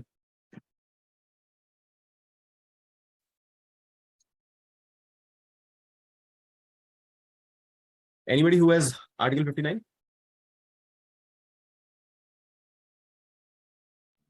Sir इसमें लिखा है condition of president's office, president 60 sorry 60 not conditions, oath. oath or affirmation by the president. Every अब इसमें हर्ष नीचे ना oath या affirmation लिखी होगी. I A.P do swear in the name of God solely affirm that I will be तो ये जो आपने पढ़ा वहां पे क्या लिखा हुआ है? या तो I A.B do swear in the name of God solely तो I swear in the name of the God, एक चीज तो ये होगी, और उसके नीचे solemnly affirm, है ना. तो उन्होंने क्या बताया कि या तो आप ओथ ले लो, भगवान की कसम खा लो, या फिर solemnly affirm कर दो. ये क्यों? क्योंकि swear in the God तो वो लोग करेंगे जो गॉड में मानते हैं, but there are some people who do not believe in God, होते हैं, they will solemnly affirm. तो भगवान में मानने वाले swear to God, भगवान में ना मानने वाले solemnly affirm. इम्प्लीकेशन दोनों की सेम है, कॉन्सिक्वेंस झूठ बोलने का दोनों के लिए सेम है. ठीक है जी. क्योंकि कुछ लोगों को प्रॉब्लम होती है, नहीं मैं तो भगवान में मानता ही नहीं, why would I swear to God और समथिंग. तो इसलिए वो कह रहे हैं ओथ तो आपकी शपथ है, इट इंक्लूड्स सॉलम एफर्मेशन. आप सॉलम एफर्मेशन भी दे दोगे तो सेम बात हो जाएगी. आप एफिडेविट में आप लिख सकते हो आई, लिखते हैं ना, I Raghav Arora do hereby solemnly affirm as below, and then we start कि deponent affirms hereby that he was appointed as the managing editor for Lawyers Club India. The deponent further submits that he was being paid so much of salary, then they stopped paying salary, and then he has come here for the relief. तो वो solemn affirmation भी उन्होंने कहा कि oath में include होती है. ठीक है, चलो आगे बढ़ते हैं. यहां तक क्लियर है? Did everybody get what I'm trying to say? What 51 is trying to say?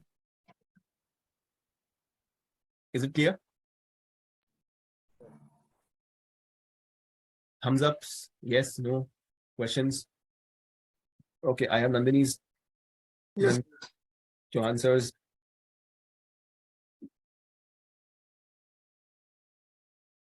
चलो ठीक है. तो आगे बढ़ते हैं. It includes solemn affirmation substituted by law for an oath and any declaration required by or authorized by law to be made before a public servant or to be used for the purpose of proof. आप इसको कहाँ proof कर सकते हैं? Public servant के सामने authorise कर दो कि आप डिक्लेरेशन देने जा रहे हो, या फिर आप कोई प्रूफ की तरह दे रहे हो. बोलते हैं ना एफिडेविट, एविडेंस ऑन एफिडेविट, वो प्रूफ वगैरह के लिए होता है ना. हम चीजों को प्रूव करते हैं, हम विटनेस लेके आते हैं, वो एफिडेविट, एविडेंस एफिडेविट बनाता है. उसके ऊपर एविडेंस एक्ट अप्लाई भी करती है. नॉर्मली एफिडेविट्स के ऊपर एविडेंस एक्ट अप्लाई नहीं करती, बट जो एफिडेविट ऑफ एविडेंस होता है उसके ऊपर एविडेंस एक्ट अप्लाई करती है. सो प्रूफ के पर्पस के लिए भी हो सकता है, डिक्लेरेशन के पर्पस के लिए हो सकता है. हम रजिस्ट्रार तहसीलदार के पास जाते हैं, हम डिक्लेरेशन करते हैं, हम उनसे कुछ चेंजेस कराना चाहते हैं, कास्ट वास्ट में चेंज कराना चाहते हैं. चौहान सर ने करवाया बहुत सारे लोगों का. चौहान सर, आप उस दिन किसी को बता भी रहे थे, गाइड कर रहे थे कि कुछ क्वेश्चन आया था आपके सामने रजिस्ट्रार के पास, कैसे अपने स्कूल के सर्टिफिकेट में नाम चेंज कराना है. तो उन सब चीजों के लिए हम लोगों को ये सब डिक्लेरेशन वगैरह, एफिडेविट वगैरह लगाना पड़ता है. सही कह रहे हैं सर चौहान सर? सर वो डेथ सर्टिफिकेट बनवाना था, हाँ जी बहुत पुराना जी. तो ऐसी चीजों के लिए the person can not ever know कि आप सच बोल रहे हो या झूठ बोल रहे हो. तो आप एफिडेविट लगा के दे देते हो, and that affidavit is your solemn affirmation, your solemn declaration in front of the public servant कि भाई मैं ये स्टेटमेंट बिल्कुल सच्ची सच्ची कह रहा हूं, एंड अगर मैंने झूठ बोला हुआ तो मुझे आप सजा दे देना. Right? Whether in a court of justice और नॉट. अब तहसीलदार कोर्ट ऑफ जस्टिस तो है नहीं. कोर्ट ऑफ जस्टिस कहां पे डिफाइंड था? Anybody who remembers the section that talked about court of justice?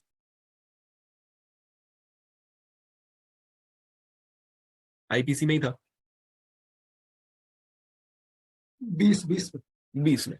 और कोर्ट ऑफ जस्टिस वो होती है जो एडजुडिकेशन करती है और किसी मैटर को उसके लॉजिकल एंड तक लेके जा सकती है. तहसीलदार वगैरह तो ये सब नहीं करते, वो कोर्ट ऑफ जस्टिस तो नहीं है, मगर फिर भी उनके यहाँ जो एफिडेविट लगाते हैं वो भी ओथ और एफर्मेशन मानी जाती है. तो ये कुछ क्वेश्चन इसमें से एकेडमिक है, ये इसके अंदर ज्यादा कुछ प्रैक्टिकल वाली बात है नहीं. एकेडमिक क्वेश्चन होते हैं कि भाई ओथ में क्या सॉलम एफर्मेशन इंक्लूड होती है या नहीं होती है? जी हाँ होती है. क्या वो सिर्फ और सिर्फ कोर्ट ऑफ जस्टिस के सामने ही होता है? नहीं, वो पब्लिक सर्वेंट्स के सामने भी हो सकता है. क्या उसमें डिक्लेरेशन इंक्लूड होती है? क्या वो प्रूफ के लिए यूज किया जा सकता है? हाँ किया जा सकता है, डिक्लेरेशन भी हो सकती है. All these are the questions that can be made from this one, but practically as such मतलब इसमें मुझे नहीं लगा कि इसमें कुछ ऐसा आगे जाने वाली चीज है. अच्छा, एनीबडी ओथ पे स्टेटमेंट हम सेक्शन कौन से सेक्शन में देते हैं? सीआरपीसी में कोई ऐसा सेक्शन है जो ओथ पे हम स्टेटमेंट्स देते हैं? किसी को भी याद आता हो? बहुत सारे एग्जांपल्स हैं.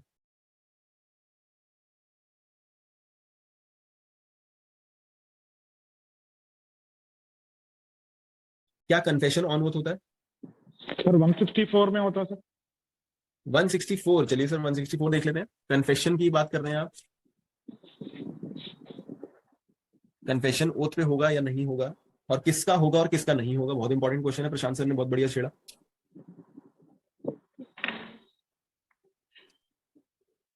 वन 164 के 5 पे आ जाओ।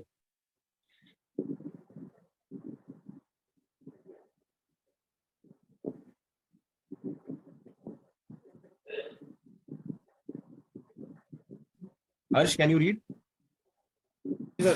164 का 5 loudly and please come closer to your mic.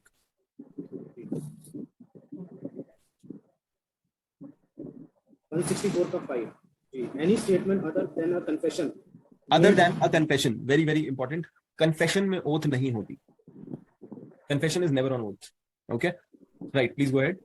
made under subsection 1 shall be recorded in such a manner hereafter provided for the recording of evidence as is in the opinion of the magistrate best fitted to the circumstances of the case, and the magistrate shall have power to administer oath to the person whose statement is so recorded. Right तो 164 की statements normally magistrate के सामने oath पे होंगी। 161 तो नहीं होती। 161 are never done on oath, क्योंकि वो तो पुलिस वालों के सामने है।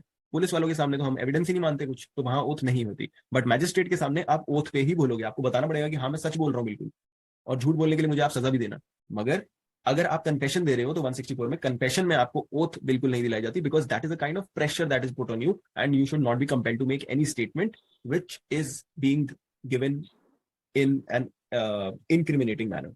तो 164 में ओथ कन्फेशन में नहीं होती, नॉर्मली होती है, एंड 161 में ओथ नहीं होती। 315 में ओथ होती है या नहीं होती? 315 की स्टेटमेंट में ओथ होती है या नहीं होती? होती है सर, होती है। होती है। 313 में ओथ होती है या नहीं होती?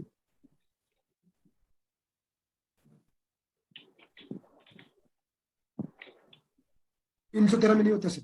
313 में नहीं होती। 313 में सिर्फ एक नॉर्मल बातचीत हो रही होती है अक्यूज्ड और जज के बीच में, ताकि वो मैटर्स को एल्यूसिडेट कर सकें और जान सकें, सर ये वर्जन जान सकें। 297 सर 297 कौन सा सर? Before authorities. अच्छा, आप उसकी बात कर रहे हो नोटरी वगैरह की, affidavit in CrPC. You talking about affidavit in CrPC? Yes yes sir. हाँ, that is the oath and affidavit that we are talking about, right? ठीक है, ओके। अच्छा, जब ऑर्डर 10 रूल 1 में सीपीसी के पार्टीज के साथ मैजिस्ट्रेट बात करता है, क्या वो ओथ पे होता है? जब उनके एडमिशन डिनाइल वगैरह के बाद आप उनसे थोड़ा बातचीत जानने की कोशिश करते हो मैटर के बारे में, is that on oath? Order कितना? ऑर्डर 10 का order 10 rule 1।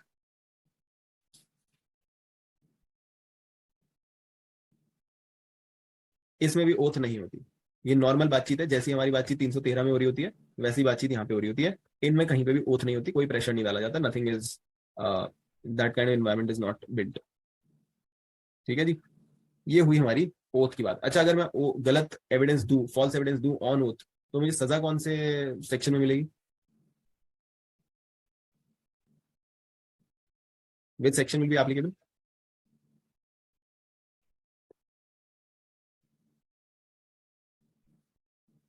Anybody? Sir 191 of IPC. Correct, sir. It explains 191, 193 में उसको punishment दी जाती है। That's right. चलिए, let's go ahead and let's come to our last section for the day, which is section 52. And 52 talks about good faith. And good faith पे हम पहले भी बात कर चुके हैं, तो इसको मैं फटाफट निपटाऊंगा। गुड फेथ को डिफाइन किया गया है, nothing is said to be done और बिलीव्ड इन गुड फेथ। जो भी आप कर रहे हो, हम नहीं मानेंगे कि वो गुड फेथ में है। नेगेटिव से शुरू होता है कि हम नहीं मानेंगे वो गुड फेथ में है। विच इज डन और believed without due care and attention. अगर आपने due care and attention use नहीं करी तो हम मानेंगे कि ये गुड फेथ नहीं था। फिर आप चाहे कुछ भी कहते रहो, मेरे दिल में तो सर ये था, मैं तो दिल से अच्छा ही करना चाहता था, गलती हो गई है, all that. We are not concerned about your honesty. We are not concerned about what you have inside you in your heart, if you were spiritually right or not. We need you to be diligent. we need you to exercise due care and attention that is expected from a prudent man in normal circumstances. Basically इस पूरी चीज का मतलब है precaution.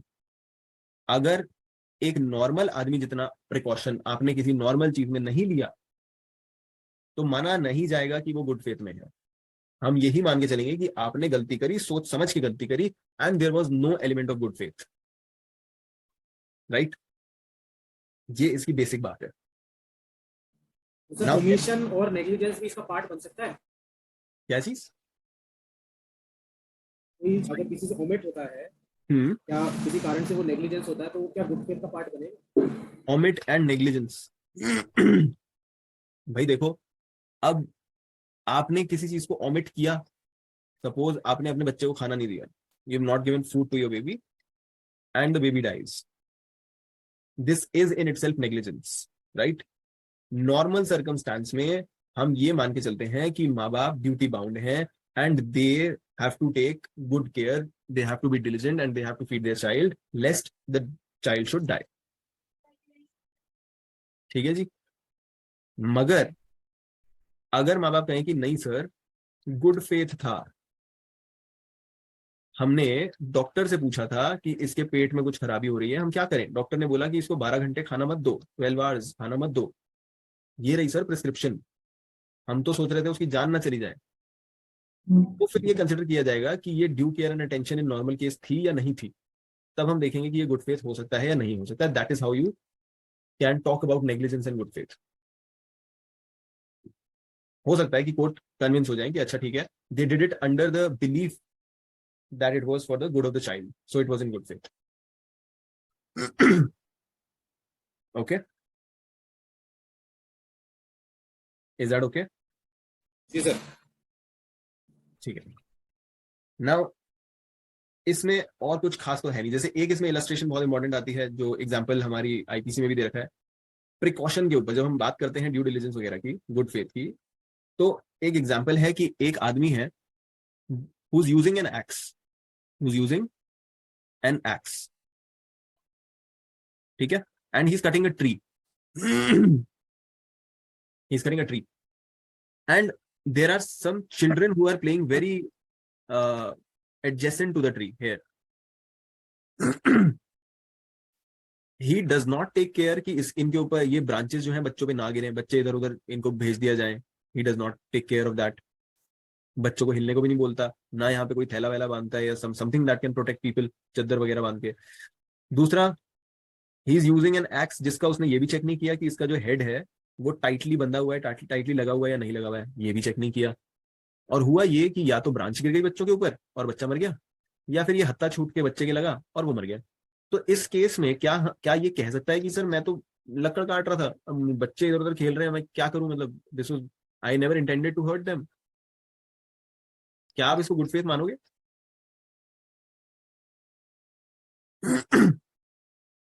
क्या आप इसको good faith मानोगे?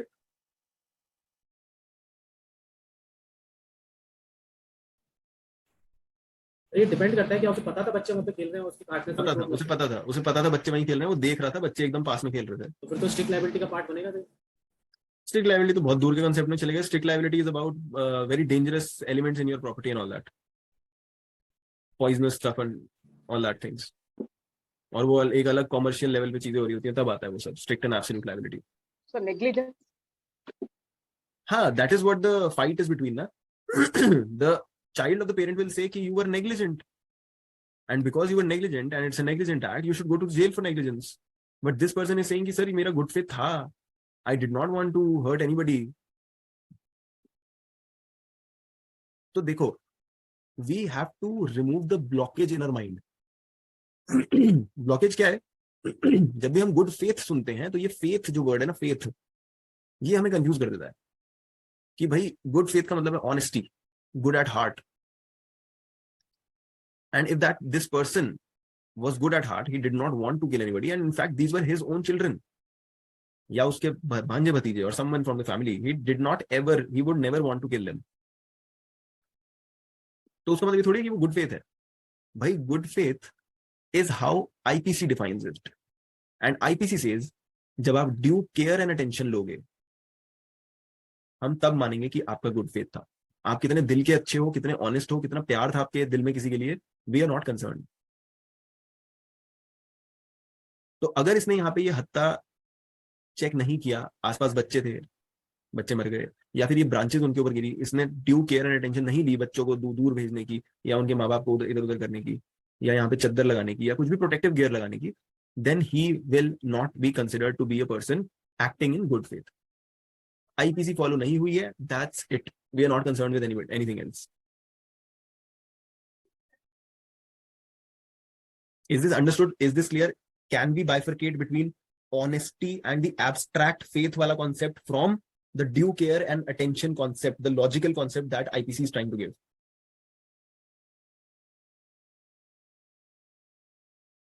Clear, everybody? Thumbs ups. I have Nandini's very tired thumbs up, very lethargic thumbs up. Anybody else? I cannot see anybody. जाते जाते तो शक्लें दिखा दो।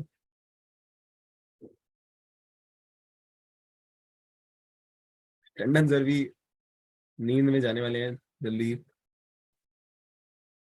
चलो, so if this is clear, I have a question. And the question is, भाई इधर burden of proof किसके ऊपर है? क्या प्रोसिक्यूशन को ये प्रूव करना होगा कि इसका गुड फेथ नहीं था, या जो कुल्हाड़ी चला रहा था, जो अक्यूज्ड है, जो डिफेंस है, he will have to prove कि मेरा गुड फेथ था? बर्डन ऑफ प्रूफ किसके ऊपर है? Second one, sir. Okay, Nandini wants to go with second one. Anybody else? Tandon sir has also affirmed second one. Anybody else? See, this is the importance of video.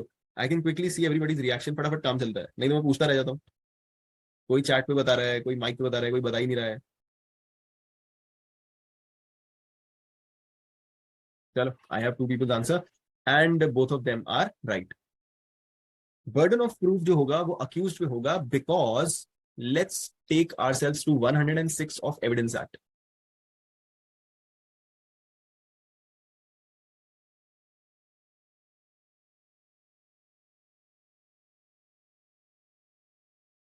Because the knowledge of whether you had good faith, whether there was good faith or not, is very personal to you. It's personal to you. आप ही को पता है। जैसे कि अगर आप 106 का example देखोगे, 106 की इलस्ट्रेशन, तो उसमें ट्रेन टिकट वाली इलस्ट्रेशन है। आप बिना ट्रेन टिकट के ट्रेन में हो, हम तो यही मान के चलेंगे कि आप बिना ट्रेन टिकट के ही आए थे। आपने टिकट ली थी या नहीं ली थी वो तो आप ही जानते हो ना अंदर से, तो आप प्रूव करो अपनी personal knowledge. That is what 106 says, and that is what is exactly applicable here as well. And so the burden of proof is on the accused, because it's his personal knowledge. Nobody else can prove it, unless and until there are material things to show. Of course, the prosecution will try to do that as well. तो पहले 101 क्यों नहीं हुआ? क्योंकि prosecution को accused को लेके जाएगा कोर्ट के अंदर, तो प्रोसिक्यूशन को दिखाना पड़ेगा ना पहले कि उसी ने ही किया है ये। इसीलिए तो क्योंकि एक स्पेशल केस बनाया गया 106 में। जैसे आप 104 भी देखोगे तो पर्टिकुलर केसेस, पर्टिकुलर नॉलेज, जो पर्टिकुलर नॉलेज वाली जो चीजें होती हैं, लॉ समझता है कि भाई ऐसी बहुत सारी चीजें होती हैं जो अगले आदमी ने करी, मतलब you know the things that we assert and things that we impose on other person, we want him to be caught for it, we want him to be punished for it, but there is no means to know कि वो असल में intent के साथ हुआ है या नहीं हुआ है। we cannot prove it, there are certain things. तो लॉ फिर हमारी मदद में आता है और बोलता है भैया ये तो पर्सनल नॉलेज थी, आप एक्सप्लेन करो। जिसकी पर्सनल नॉलेज थी वो एक्सप्लेन करेगा इसे, दूसरा एक्सप्लेन नहीं करेगा। तो there are two things, it's not just personal knowledge, it is first आप कुछ गलत काम करते हो, कुछ गलत आपसे होता है, एंड दूसरा आपके पास पर्सनल नॉलेज होती है। और अगर आप ऐसे गलत काम करते हुए पकड़े गए या उससे कोई नुकसान हुआ, तो हम लॉ के हिसाब से तो ये मान के चलेंगे कि आपने ही वो काम किया है और समझ के किया है, जानबूझ के किया है, और पर्सनल नॉलेज आपके पास है तो आप एक्सप्लेन करो। अब नॉर्मल सर्कमस्टेंस हो कि भाई पैसे लिए और पैसे वापस नहीं दिए, एंट्री वगैरह है हमारे पास, डॉक्यूमेंट्री एविडेंस है, तो वहां पे नॉर्मल 101 102 का रूल चलेगा कि burden of proof is on the person who assets, because वहां पे पर्सनल नॉलेज वाला सीन नहीं है ना। राइट? तो कभी एविडेंस एक्ट अगर हम पढ़ेंगे तो आपको मैं पर्सनल नॉलेज, पर्टिकुलर नॉलेज, कुछ एग्जांपल्स और जजमेंट्स के साथ बता पाऊंगा, तो आपको ज्यादा क्लैरिटी आएगी। इज दिस ओके यहां तक? राइट? सो बेसिकली अगर मैं आपको एक और एग्जांपल दूं तो गुड फेथ का, जैसे सेक्शन 79 है, जिसमें 79 है आईपीसी का, जिसमें the person thinks that he is justified in doing something, he believes himself to be justified.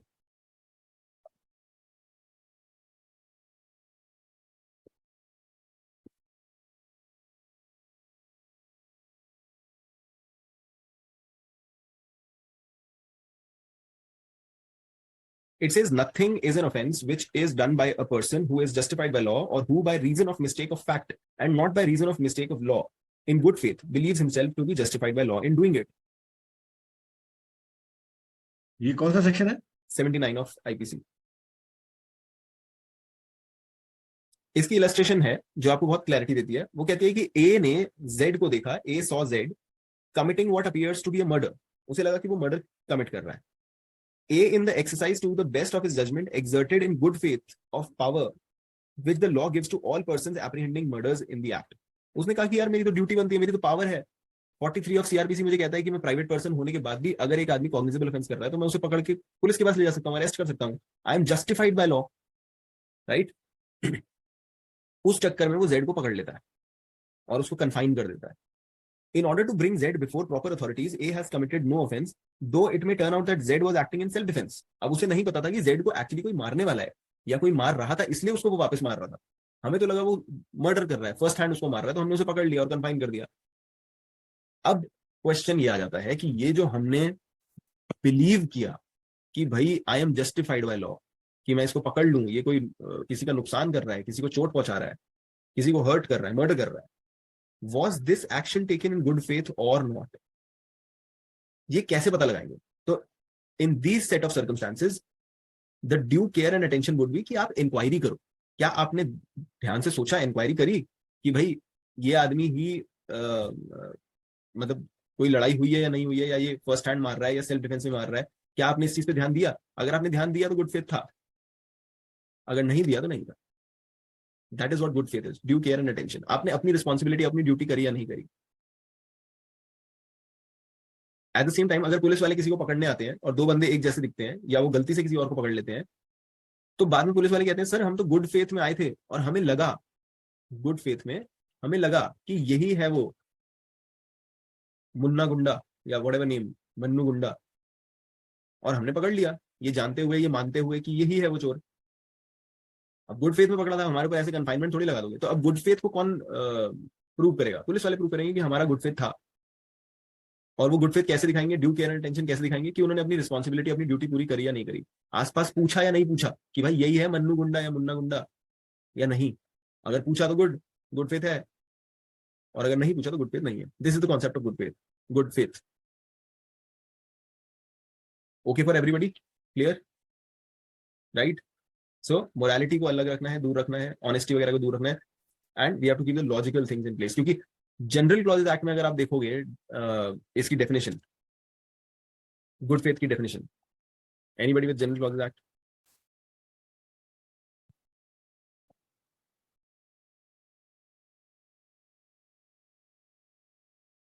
A thing shall be deemed to be done in good faith where it is in fact done honestly. यहां पे बोलता है honesty के बारे में। हम वो concept लेके नहीं चलते। We have IPC that defines good faith. Honesty वगैरह पकड़ने गए तो फिर तो हो गया। ऑनेस्टी हमें क्या पता, सब्जेक्टिव होती है, एब्स्ट्रैक्ट होती है। हम तो 52 को जब हम पढ़ेंगे, गुड फेथ को पढ़ेंगे, तो हम तो उसे 106 के साथ पढ़ते हैं भाई। और उसके अंदर हम कहते हैं ड्यू केयर एंड अटेंशन थी या नहीं थी। और due care and attention mostly depends on personal knowledge of the person, and so the person has to show that he did what he had to responsibly do. अगर उसने वो किया तो गुड फेथ में था। हम ये ऑनेस्टी वाला कॉन्सेप्ट यहाँ पे नहीं लगाते, जनरल क्लॉजेज एक्ट वाला। ठीक है?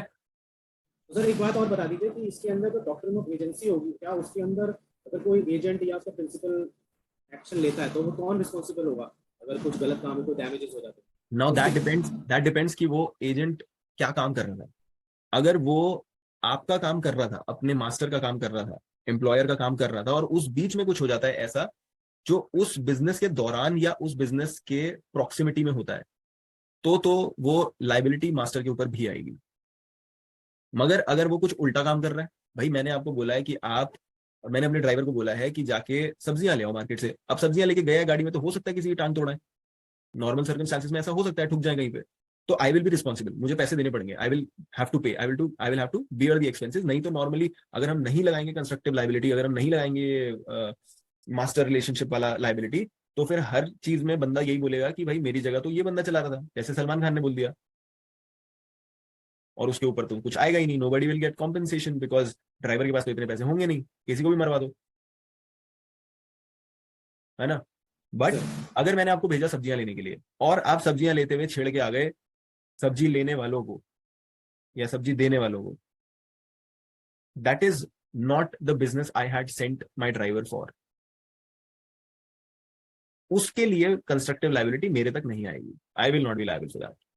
या आप चोरी करके आ गए कहीं पे, that will not come under the purview of agency and agency से निकली हुई constructive liability. Is that clear? This is the concept of respondent superior, which can also be found in section 154 of IPC.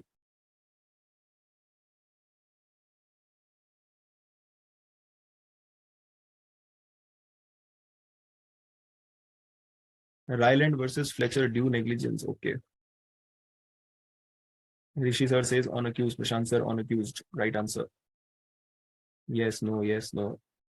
एक चीज है राघव जी, ये जो अपना section 322 of general clauses act है और सेक्शन 52 का है, ना जो डिफेंड करने वाला है lawyer, he might take knowing very well कि ये आईपीसी ने सेक्शन 52 में क्या डेफिनेशन दी है गुड फेथ की, he may take shelter of section 3 clause 22 of general clauses act. He cannot, sir, because it is general.